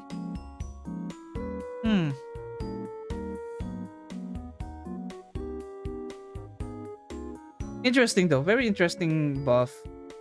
It's not like it's broken, like it didn't outright fix this, but it gives like but it fixes it if the fight goes on for like, let's say 40 seconds. I would say it's good. It's nice.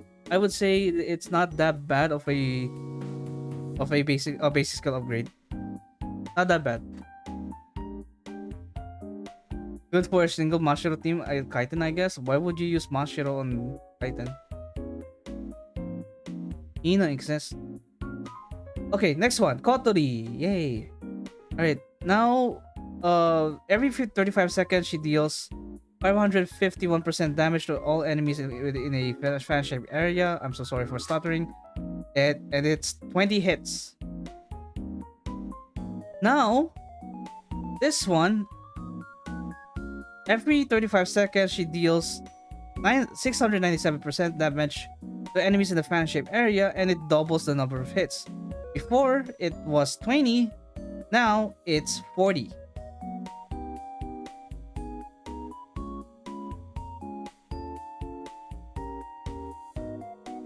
And honestly, I don't know what will be the application for this.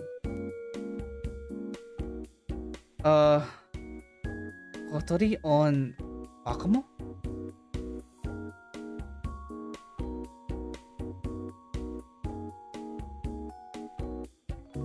Yeah, Kotori on Wakamo wouldn't be that bad either.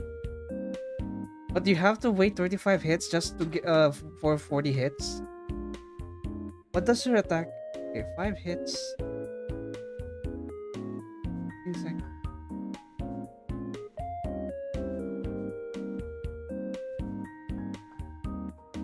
Doubles the number of hits. It's kind of interesting. It's not a bad buff. It's not a not a bad upgrade. Not a bad upgrade. It has some uses, I guess, in Wakamo Overcraft. Is Toki Bond Gear Maker Walmart Dihina? It's just maybe the two first two EX skill uses is Hina. The rest you have to rotate. I think yeah. I would say here for Kotori, I guess it's alright. This one is okay. This one is huge. Okay, and then this is okay. This I think you could use her now in Wakamo Hovercraft, considering that it's 40 hits. And that's juicy. Juicy 40 hits. So I would say, why not use Kotori? You could use Kotori. If the tournament happens on for JP, Wakamo Hovercraft again, and you guys have this, and you guys got Kotori as the force pick, that would be the best, one of the best force picks out there. I think. It's better than nothing, or better than anyone. But yeah, I'm interested. I think this one would be a good Wakamo Hovercraft or Hovercraft unit, since we're dealing with 40 hits now. Not a bad, I would say. I don't think so. I don't really think if she would be like the number one pick when it comes to like dealing against the Hovercraft. But there's certainly a choice now. Certainly a choice. Yeah, light armor can resist Wakamo, and then she can deal 40 hits on the fan shape area. So I think she can potentially hit. No, I don't think.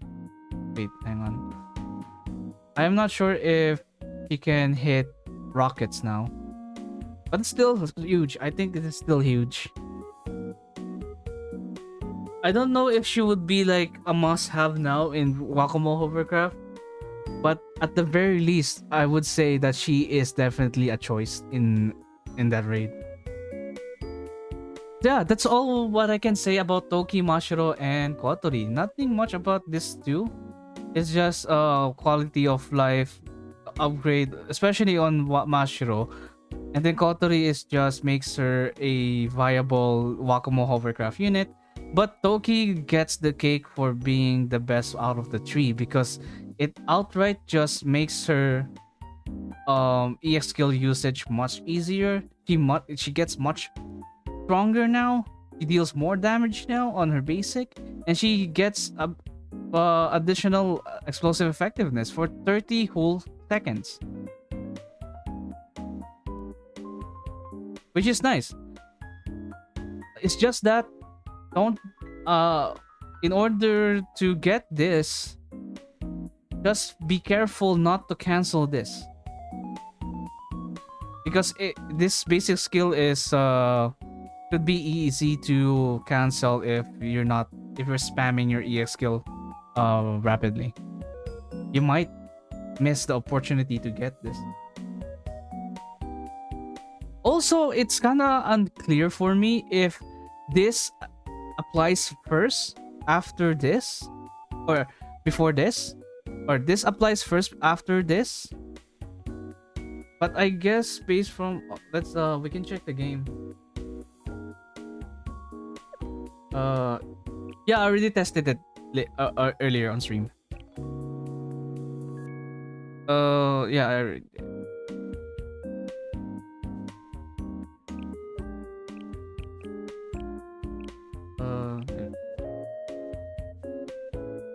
this should.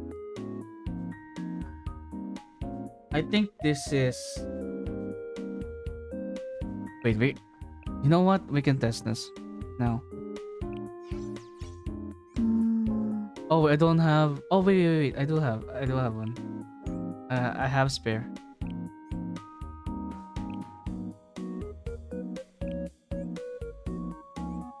Only EX skill can hit rocket. Oh, okay, got it. Alright, so let's test this one out. I am curious if the EX skill effectiveness applies after the basics after doing the basic skill. I'm curious. Maybe it happens simultaneously. If it happens simultaneously, that's huge.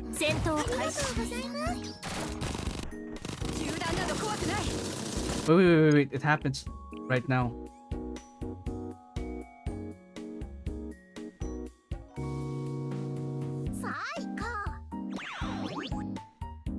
Alright, you guys ready?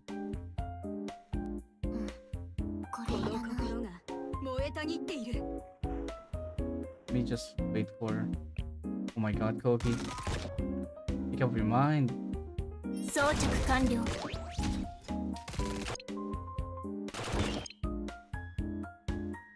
Okay, she's doing the basic skill now. Oh! It's during!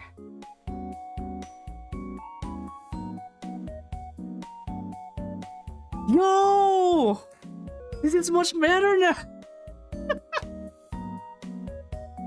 No way! It's during! That's huge!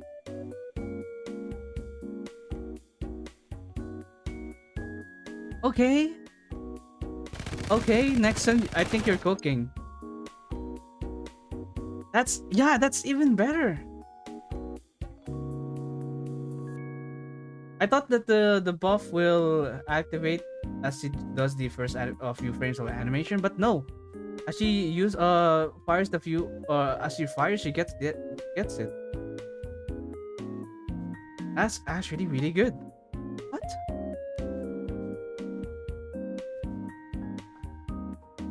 Huge. Damn.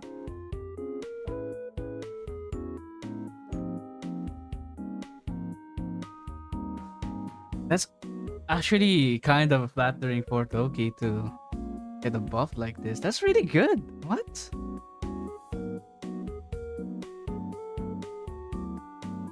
No, wait, this is real. They just made her easier to use and better. Straight up better. And I'm glad that they did this.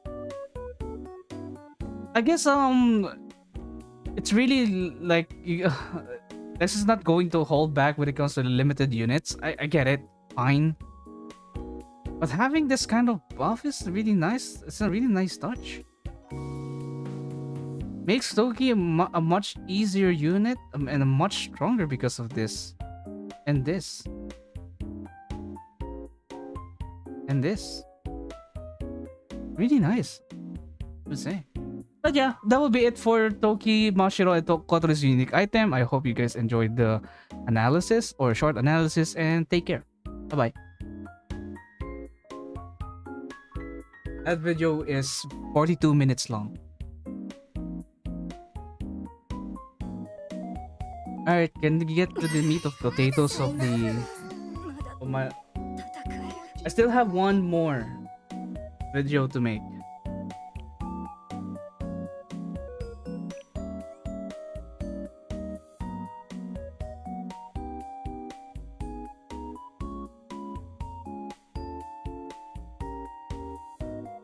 Hmm.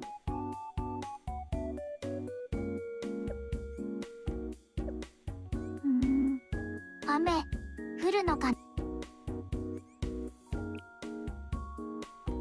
Okay, so what should we use?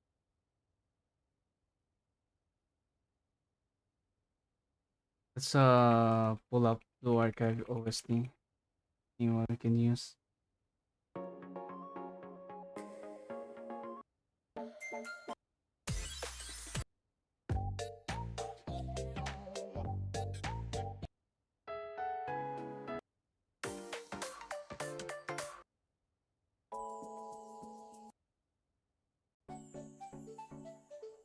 Maybe this one.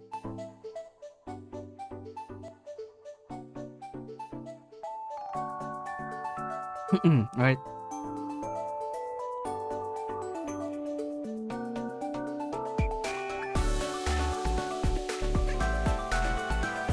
Or maybe a bit loud. Kind of loud.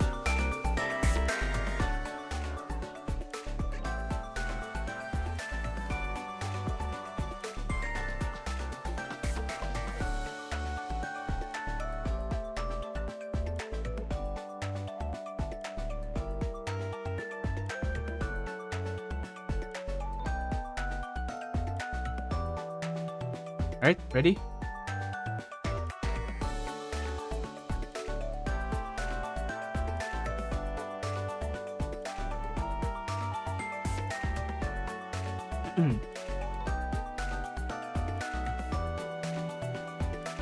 Hello YouTube and welcome to a very special video where I'm going to yap a lot about Blue Archive. And today's video I'm going to talk about all of my suggestions or QOLs that okay, let me just so I'm going to present some suggestions that Nexon could use for the future of Blue Archive. So I'm going to discuss all of the things that I thought of or probably inspired from other people.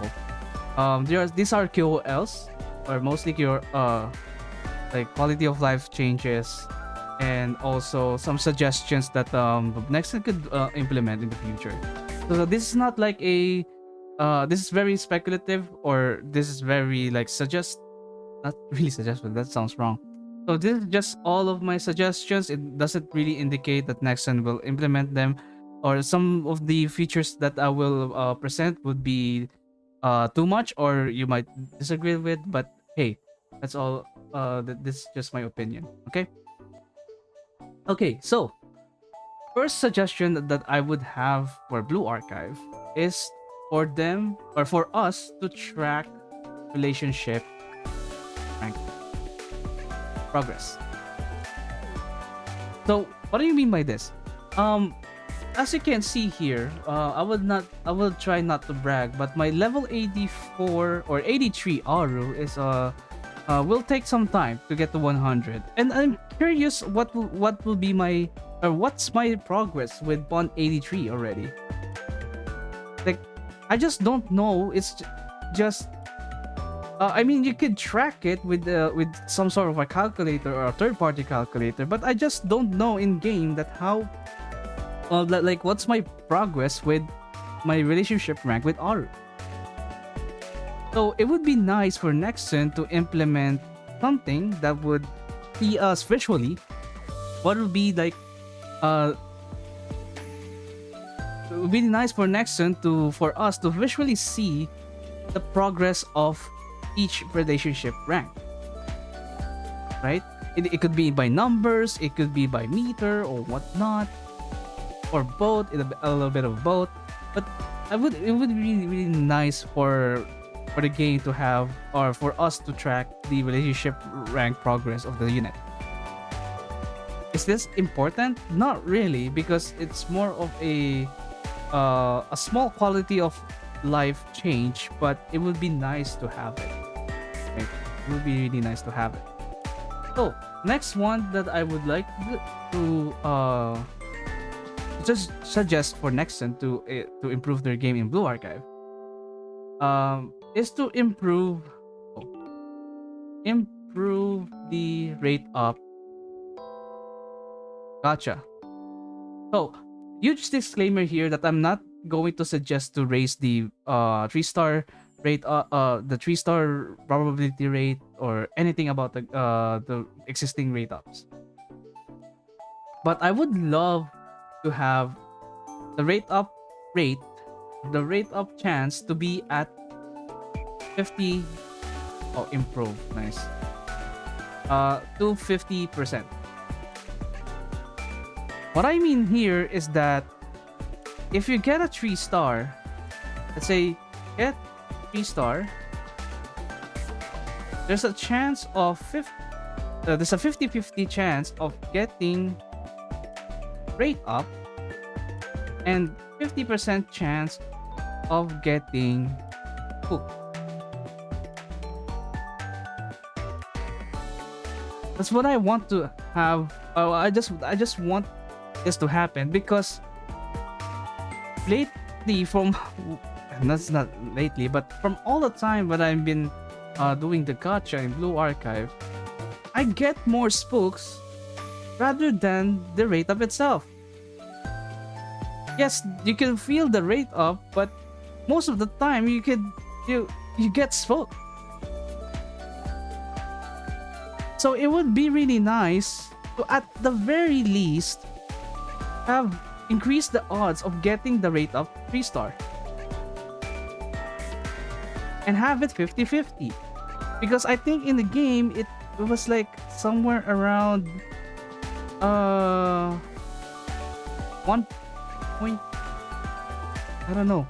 It's less than 50%. Like there's a small bump on the rate of unit, and everyone else shares the same shares on the rest. It's kind of, I don't know, frustrating for players to get spooks all the time. At the very least, give us more chances of getting the rate up. I'm not asking for anything guaranteed, right? I'm not asking for anything guaranteed. What I want is just a better odds of getting the rate up. That's it.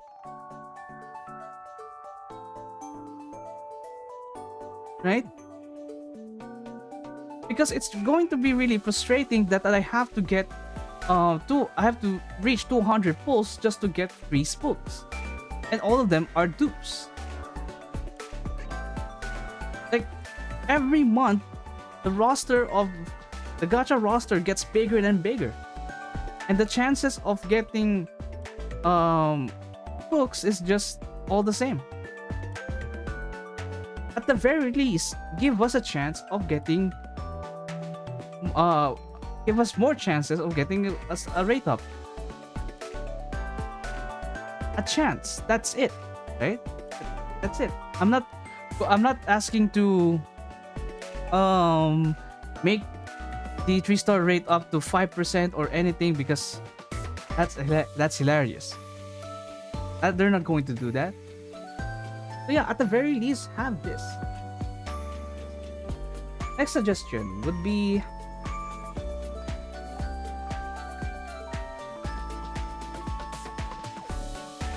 make all raid bosses available off season, so that we can actually lab. Make all raid bosses available off season. There's actually a tweet before. I'm not sure where it is now because it was a long time ago. They had like an UI wherein you can challenge any bosses at any time. They made a UI for it, and it's really good because, in my opinion, this would make people try out any new unit at any boss, at any raid boss, at any time. Just make it unavailable when there's like an ongoing total assault, or there's a ongoing grand assault, maybe, or a little bit of both, right? And this kind of feature, there will be no leaderboards. There's like hopefully one-time rewards for each difficulty for each armor type, but that would be too much, I guess. But at the very least, make all raid bosses available off season so that we can lab units, we can try out units, and try out something difficult this time around while waiting for an actual total assault boss. So yeah, next one.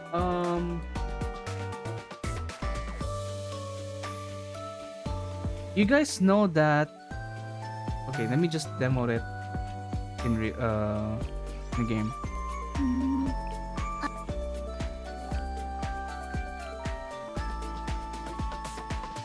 Maybe I'll put the main theme here.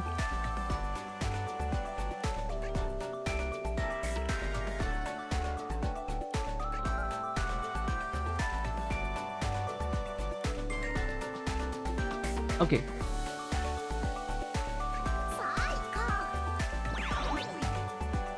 As you can see here, when I do any skill and they get boss, status effects, whatnot, you can already see them over here. This is like a recent feature that they added.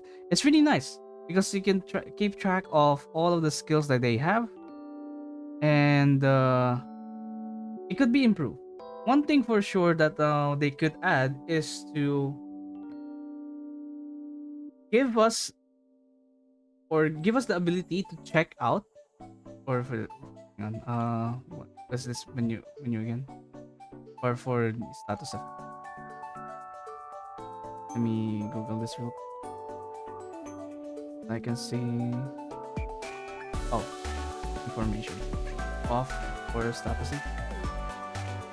Improve status for teams status information by adding description, who a source, and the time left.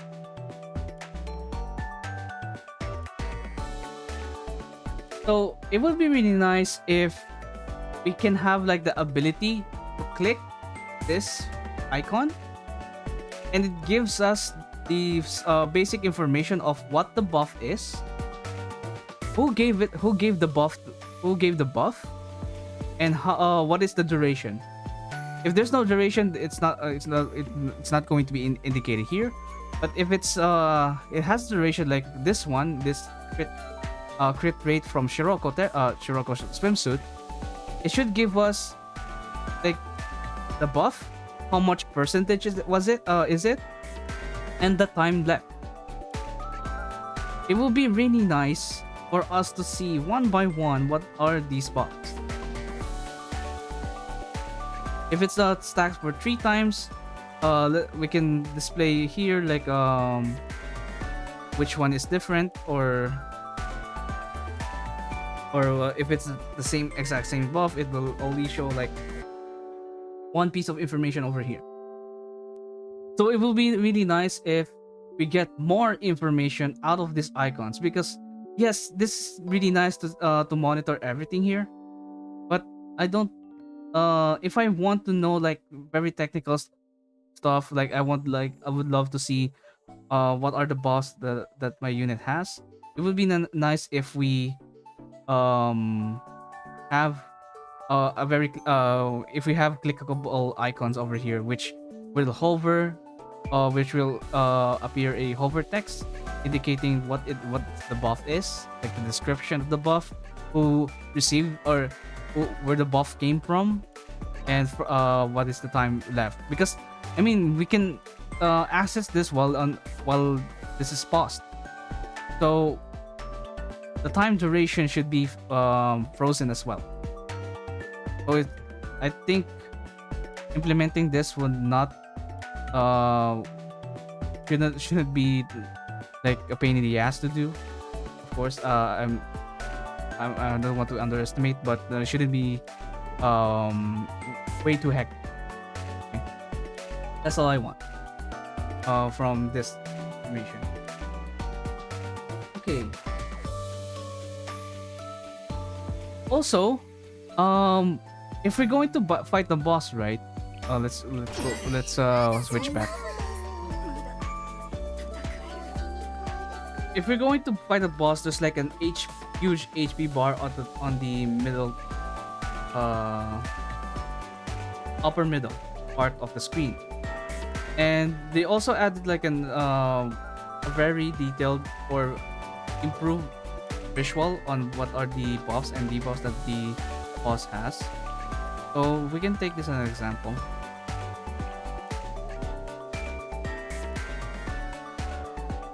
Okay, this one.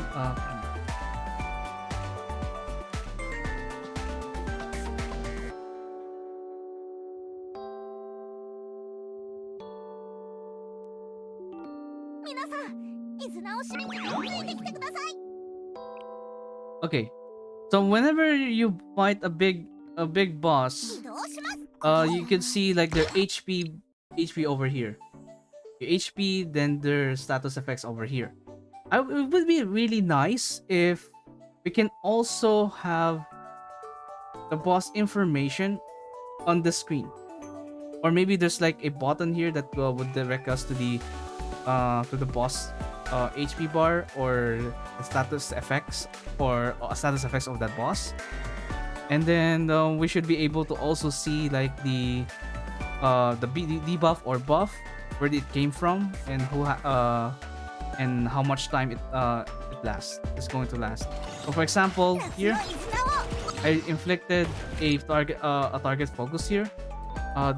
We should have like access to that information, like hopefully there's like a button here or something again, and then click this. For example, here we have the boss here, and then there's like the target focus here. Then we click that, we should be able to see the status effect, where the description of the status effect, where it came from, and then the time left for that, how long it would last. So yeah, that's one thing for my suggestions. And also, alright, that's it. Right. Let's proceed to the next one.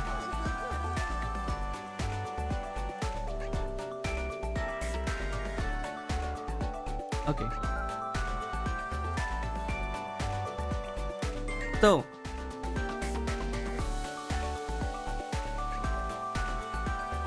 one QOL that I would want when it comes to like stages with huge area is to have the skill bar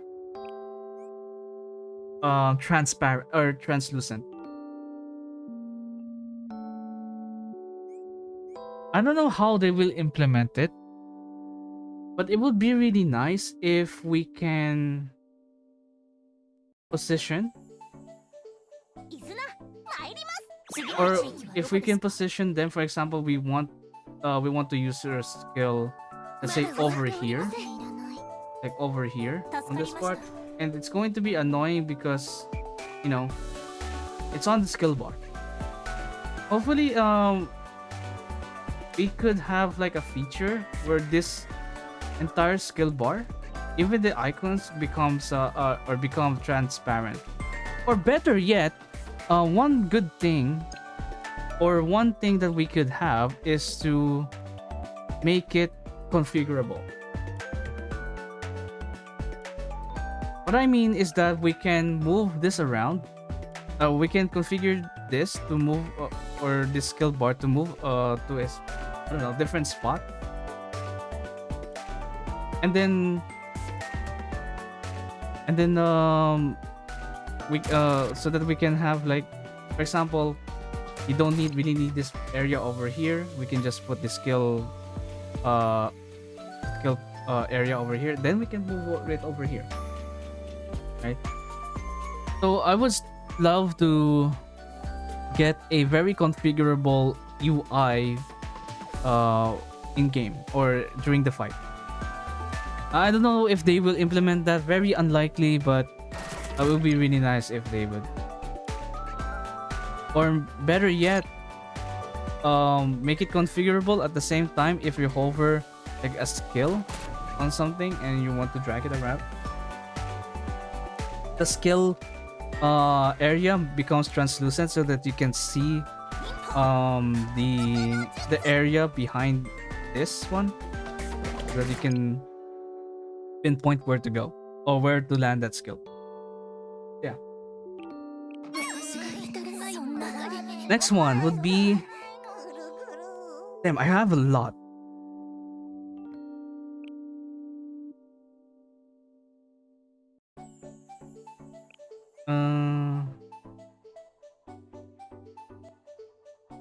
Oh yeah, this one. Whenever we check the ranking system or the leaderboard in the total assault or grand assault, if we want to check like specific ranks, we still have to like scroll all the way up, scroll the way down until we get to like the ranking that we want to see. It would be really nice for Nexon to implement something that would direct us to a certain rank in a few clicks, rather than just scrolling infinitely until we get, let's say we want rank 900. What's like rank 900 to 1000 look like? We still have to scroll all the way down until we get 900. I think it would be nice if we get like an option to redirect us to a specific ranking and check out the teams there. So yeah. Again, very small QOL. Maybe I can just like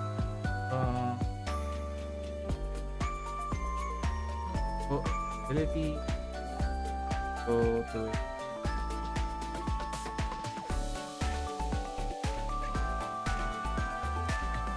Yeah, that's all. That would be a nice thing to have. Next one. If they won't give us the status effect improvement that I suggested, at the very least, when it comes to like buffs that have a finite duration, make a time overlay for limited duration, or for skills with limited duration. What I mean that there's like a timer or something, like a let's say a circle or a, I don't know, a slightly dark overlay that depletes over time in the form of circle. Like it depletes like a pie, or like in a pie chart. It depletes until it if the timer goes off, and so is the buff. Right? It would be nice to have like a time overlay, because we can with that we can monitor like how long the buff stays, or how if it's going to expire already or not. I mean, the expiration animation can stay, like the blinking thingy. If the buff is about to expire, it blinks. But it will be really nice if the buff icon has like a, an indication that what is the time duration or what's the time remaining, so that we can have like a clue on what's going on with the buff. Yeah. Next one would be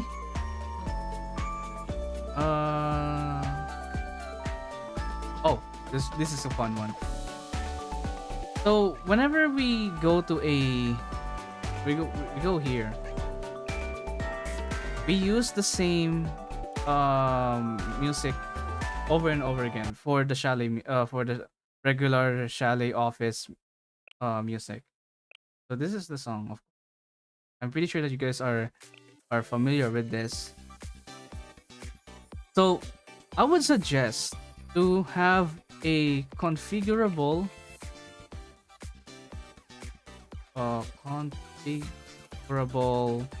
main menu, BGM, and background.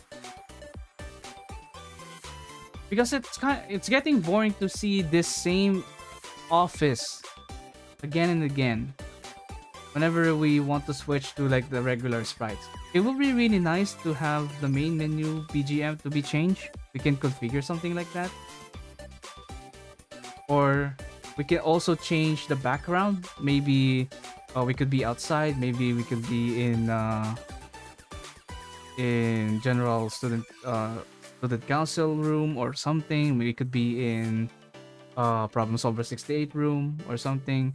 And maybe we can have the BGM like also configurable, or maybe it comes with the background. Maybe that will make player use L2D more. I mean, it would be really nice to have like for the players to have like a choice for this, and maybe they could put it in a specific quest. And if you want to unlock, if you want to get that like that background on your main menu, it I don't know, maybe unlock certain students, maybe so, or for the game development department or the GDD club, maybe you have to get at least 2 of them, maybe Midori and Momoy. You could get the GDD club BGM or the club background or something, and the BGM that comes along with it, like the retro BGM. I don't remember the name of it, but yeah, it would be really nice to have that kind that much of a customization for your game. It would be really nice instead of having this same old chalet background. But who knows? Maybe people wouldn't want that. Okay, next one would be. I still have a lot for this one. Still have a lot. Oh yeah. It's not like a suggestion, but really something that they had before, but they remove it because there's like an existing bug that comes with it if they that came with it.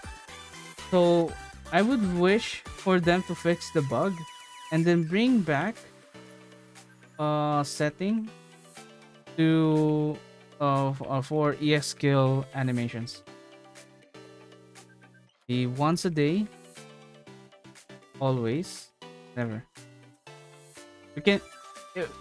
They removed it at some point because there was like a bug that that happens because of this, and it would be really nice if they fix it and then bring back the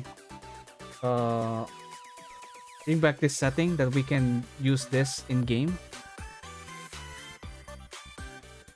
or in battle or during battle. It would be really nice if we get this. The only music I remember is GTV is also gift up. Not even theirs. But yeah, it would be nice if we get this setting back.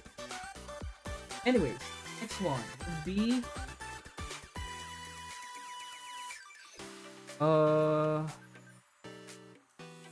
I don't know if you guys would want this.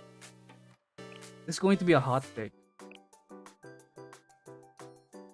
Because there's like no point of reverting something if you already upgraded it. So my suggestion here is kind of odd because this is kind of similar to Arknights. It's something like an option to enable or disable exclusive or not exclusive weapon. That would be dumb. Unique item. And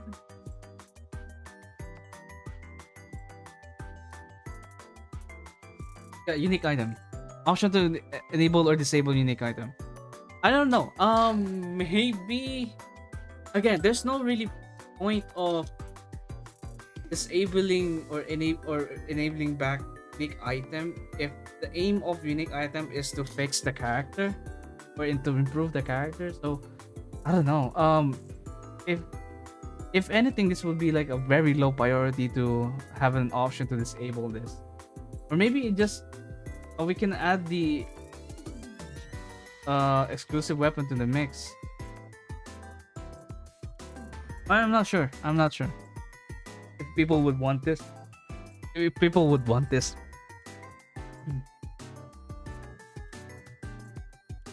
That would be all useful for Kayakoshi if she ever got one. Yeah, yeah. I think that's one of the applications. Next one. Oh, there you go. Tier 3 unique item. Item will buff EX skill. So what do I mean by this? So right now we have tier 2 for unique item, which improves basic skill. So why not have tier 3 and improve EX skills? For Aru, make her deal 1 billion damage, right? 1 billion damage and then 1 billion damage on the second hit or on the explosion. It's just all I want. Is I'm kidding. But something like in that regard. Wouldn't that I think I don't know if they have like plans to do EX skill upgrades, considering that Mashiro's basic skill, or they designed Mashiro's new basic skill to fix the EX skill, right? So if we have like a tier 3 that focuses on or that buffs EX skill, I think that would make Mashiro's basic skill pointless.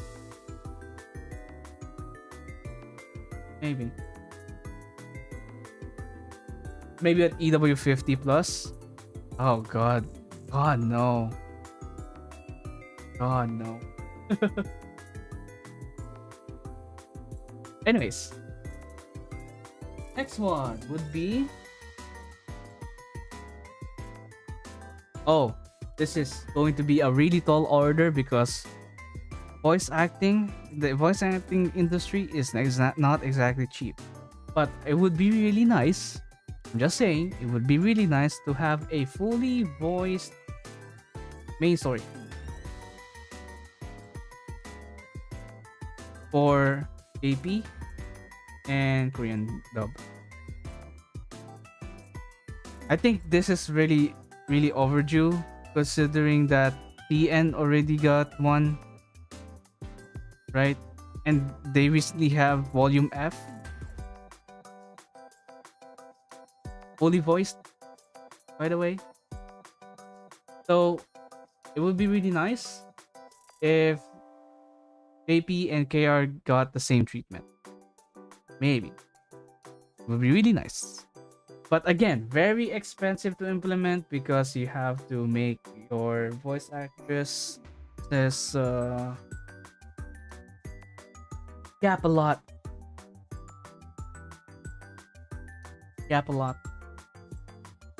Because I don't get it. Like, they have prologue fully voiced on JP. Why not on the entirety of the main story? Why not? Is there something that would hold them besides money or budget? Do you want more whales to spend money for your game? Is that it? Okay, anyways, going to be a very tall order for me, and I don't know if this will ever happen, but I would love an English dub. Not only that, I wish we could have CN dub available on all servers. I would love an English dub, but most importantly, it would be really nice for CN dub to be available on all servers to, I think there should be like some fans of the CN dub and they want to use the CN dub, but yeah, it'd be really nice. Next one would be Oh, this is going to be very unlikely, but I'll give it a shot. So we've been playing, or this game has been running for almost 4 years now, and that's 4 years worth of limited students, limited this, limited that. So for old units or for old limiteds, I would love to make. I would love Nexon to make all limiteds to be claimable using their lep. It would be really nice if we can have like an option to claim all limiteds using their elep, so that they won't have to rerun, or I don't know, they could rerun banners still, but it will be really nice if we can have access to the all limiteds. Like, come on, Nexon, come on. You don't have to be really greedy when it comes to like Hina swimsuit or Iori swimsuit. Just let me have it. Like, let me have those. I've been collecting. I already have Hina swimsuits elep at 100 shards. I already have 120 shards of Hina swimsuit. I still have, and I still don't have her. It would be nice if I can just claim her, though. It would be really nice. More like a regional voice, like Russian, or for Red Winter, German. Yeah, absolutely, for English dub. All right, next suggestion would be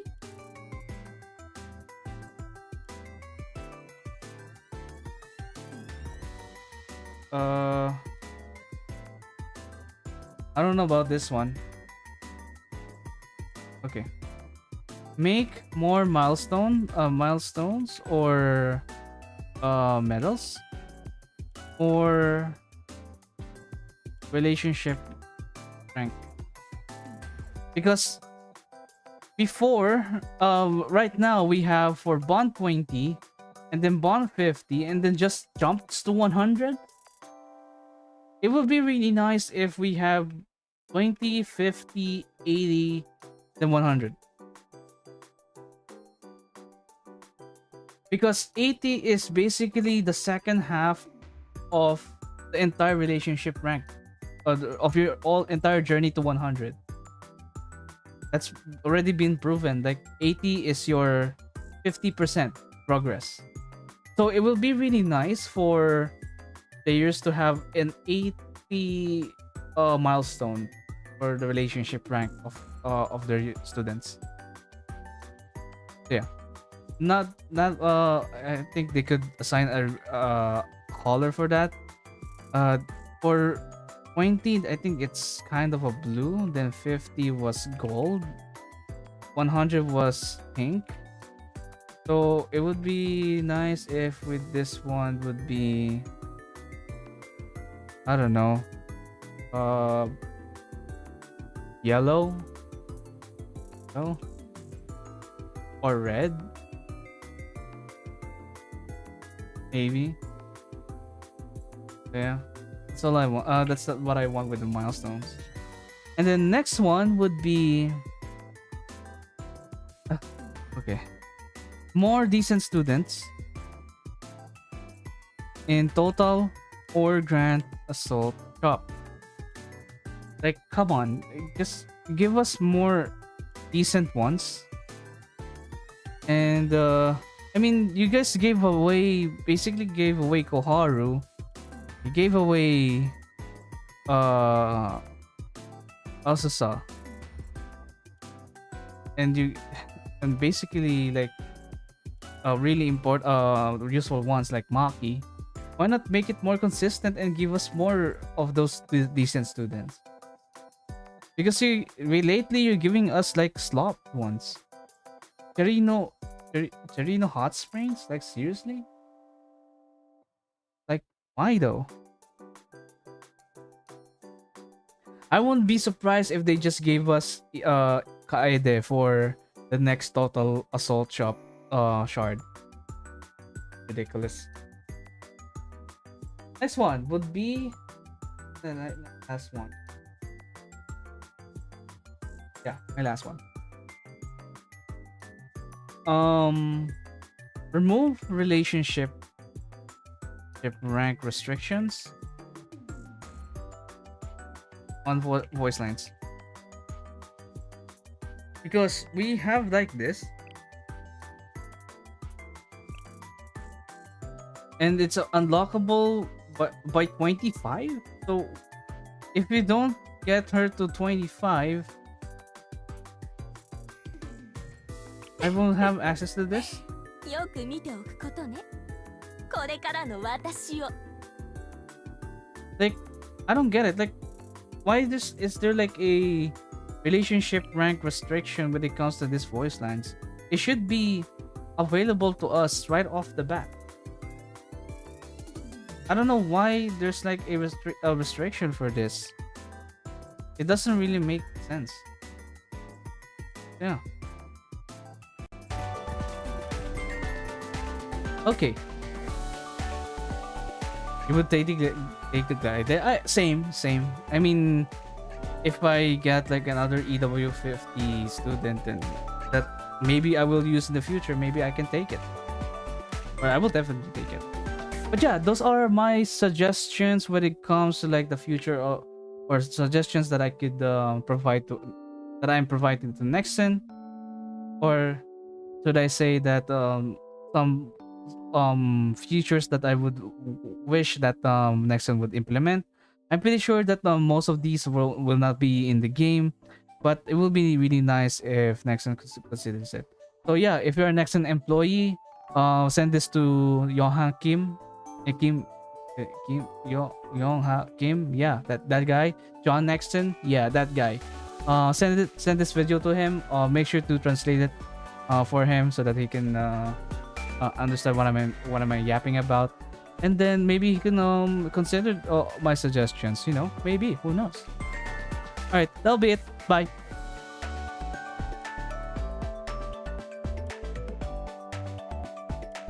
All right, that's it. That's all of my recordings. I am not sure though if I'm going to make a video of any of these, so I'm just going to make recordings as much as possible, and then if I have like the chance to edit it, maybe I will do it. I'll send it to him, don't worry. Yeah, let's go. That's what I want. That's what it's all about.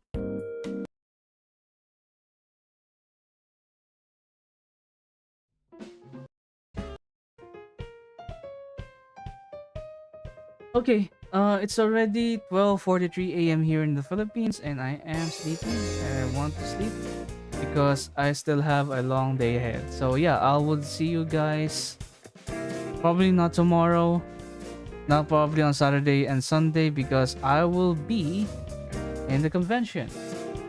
So as the for the last time, I'm going to promote this to everyone. So the boys will have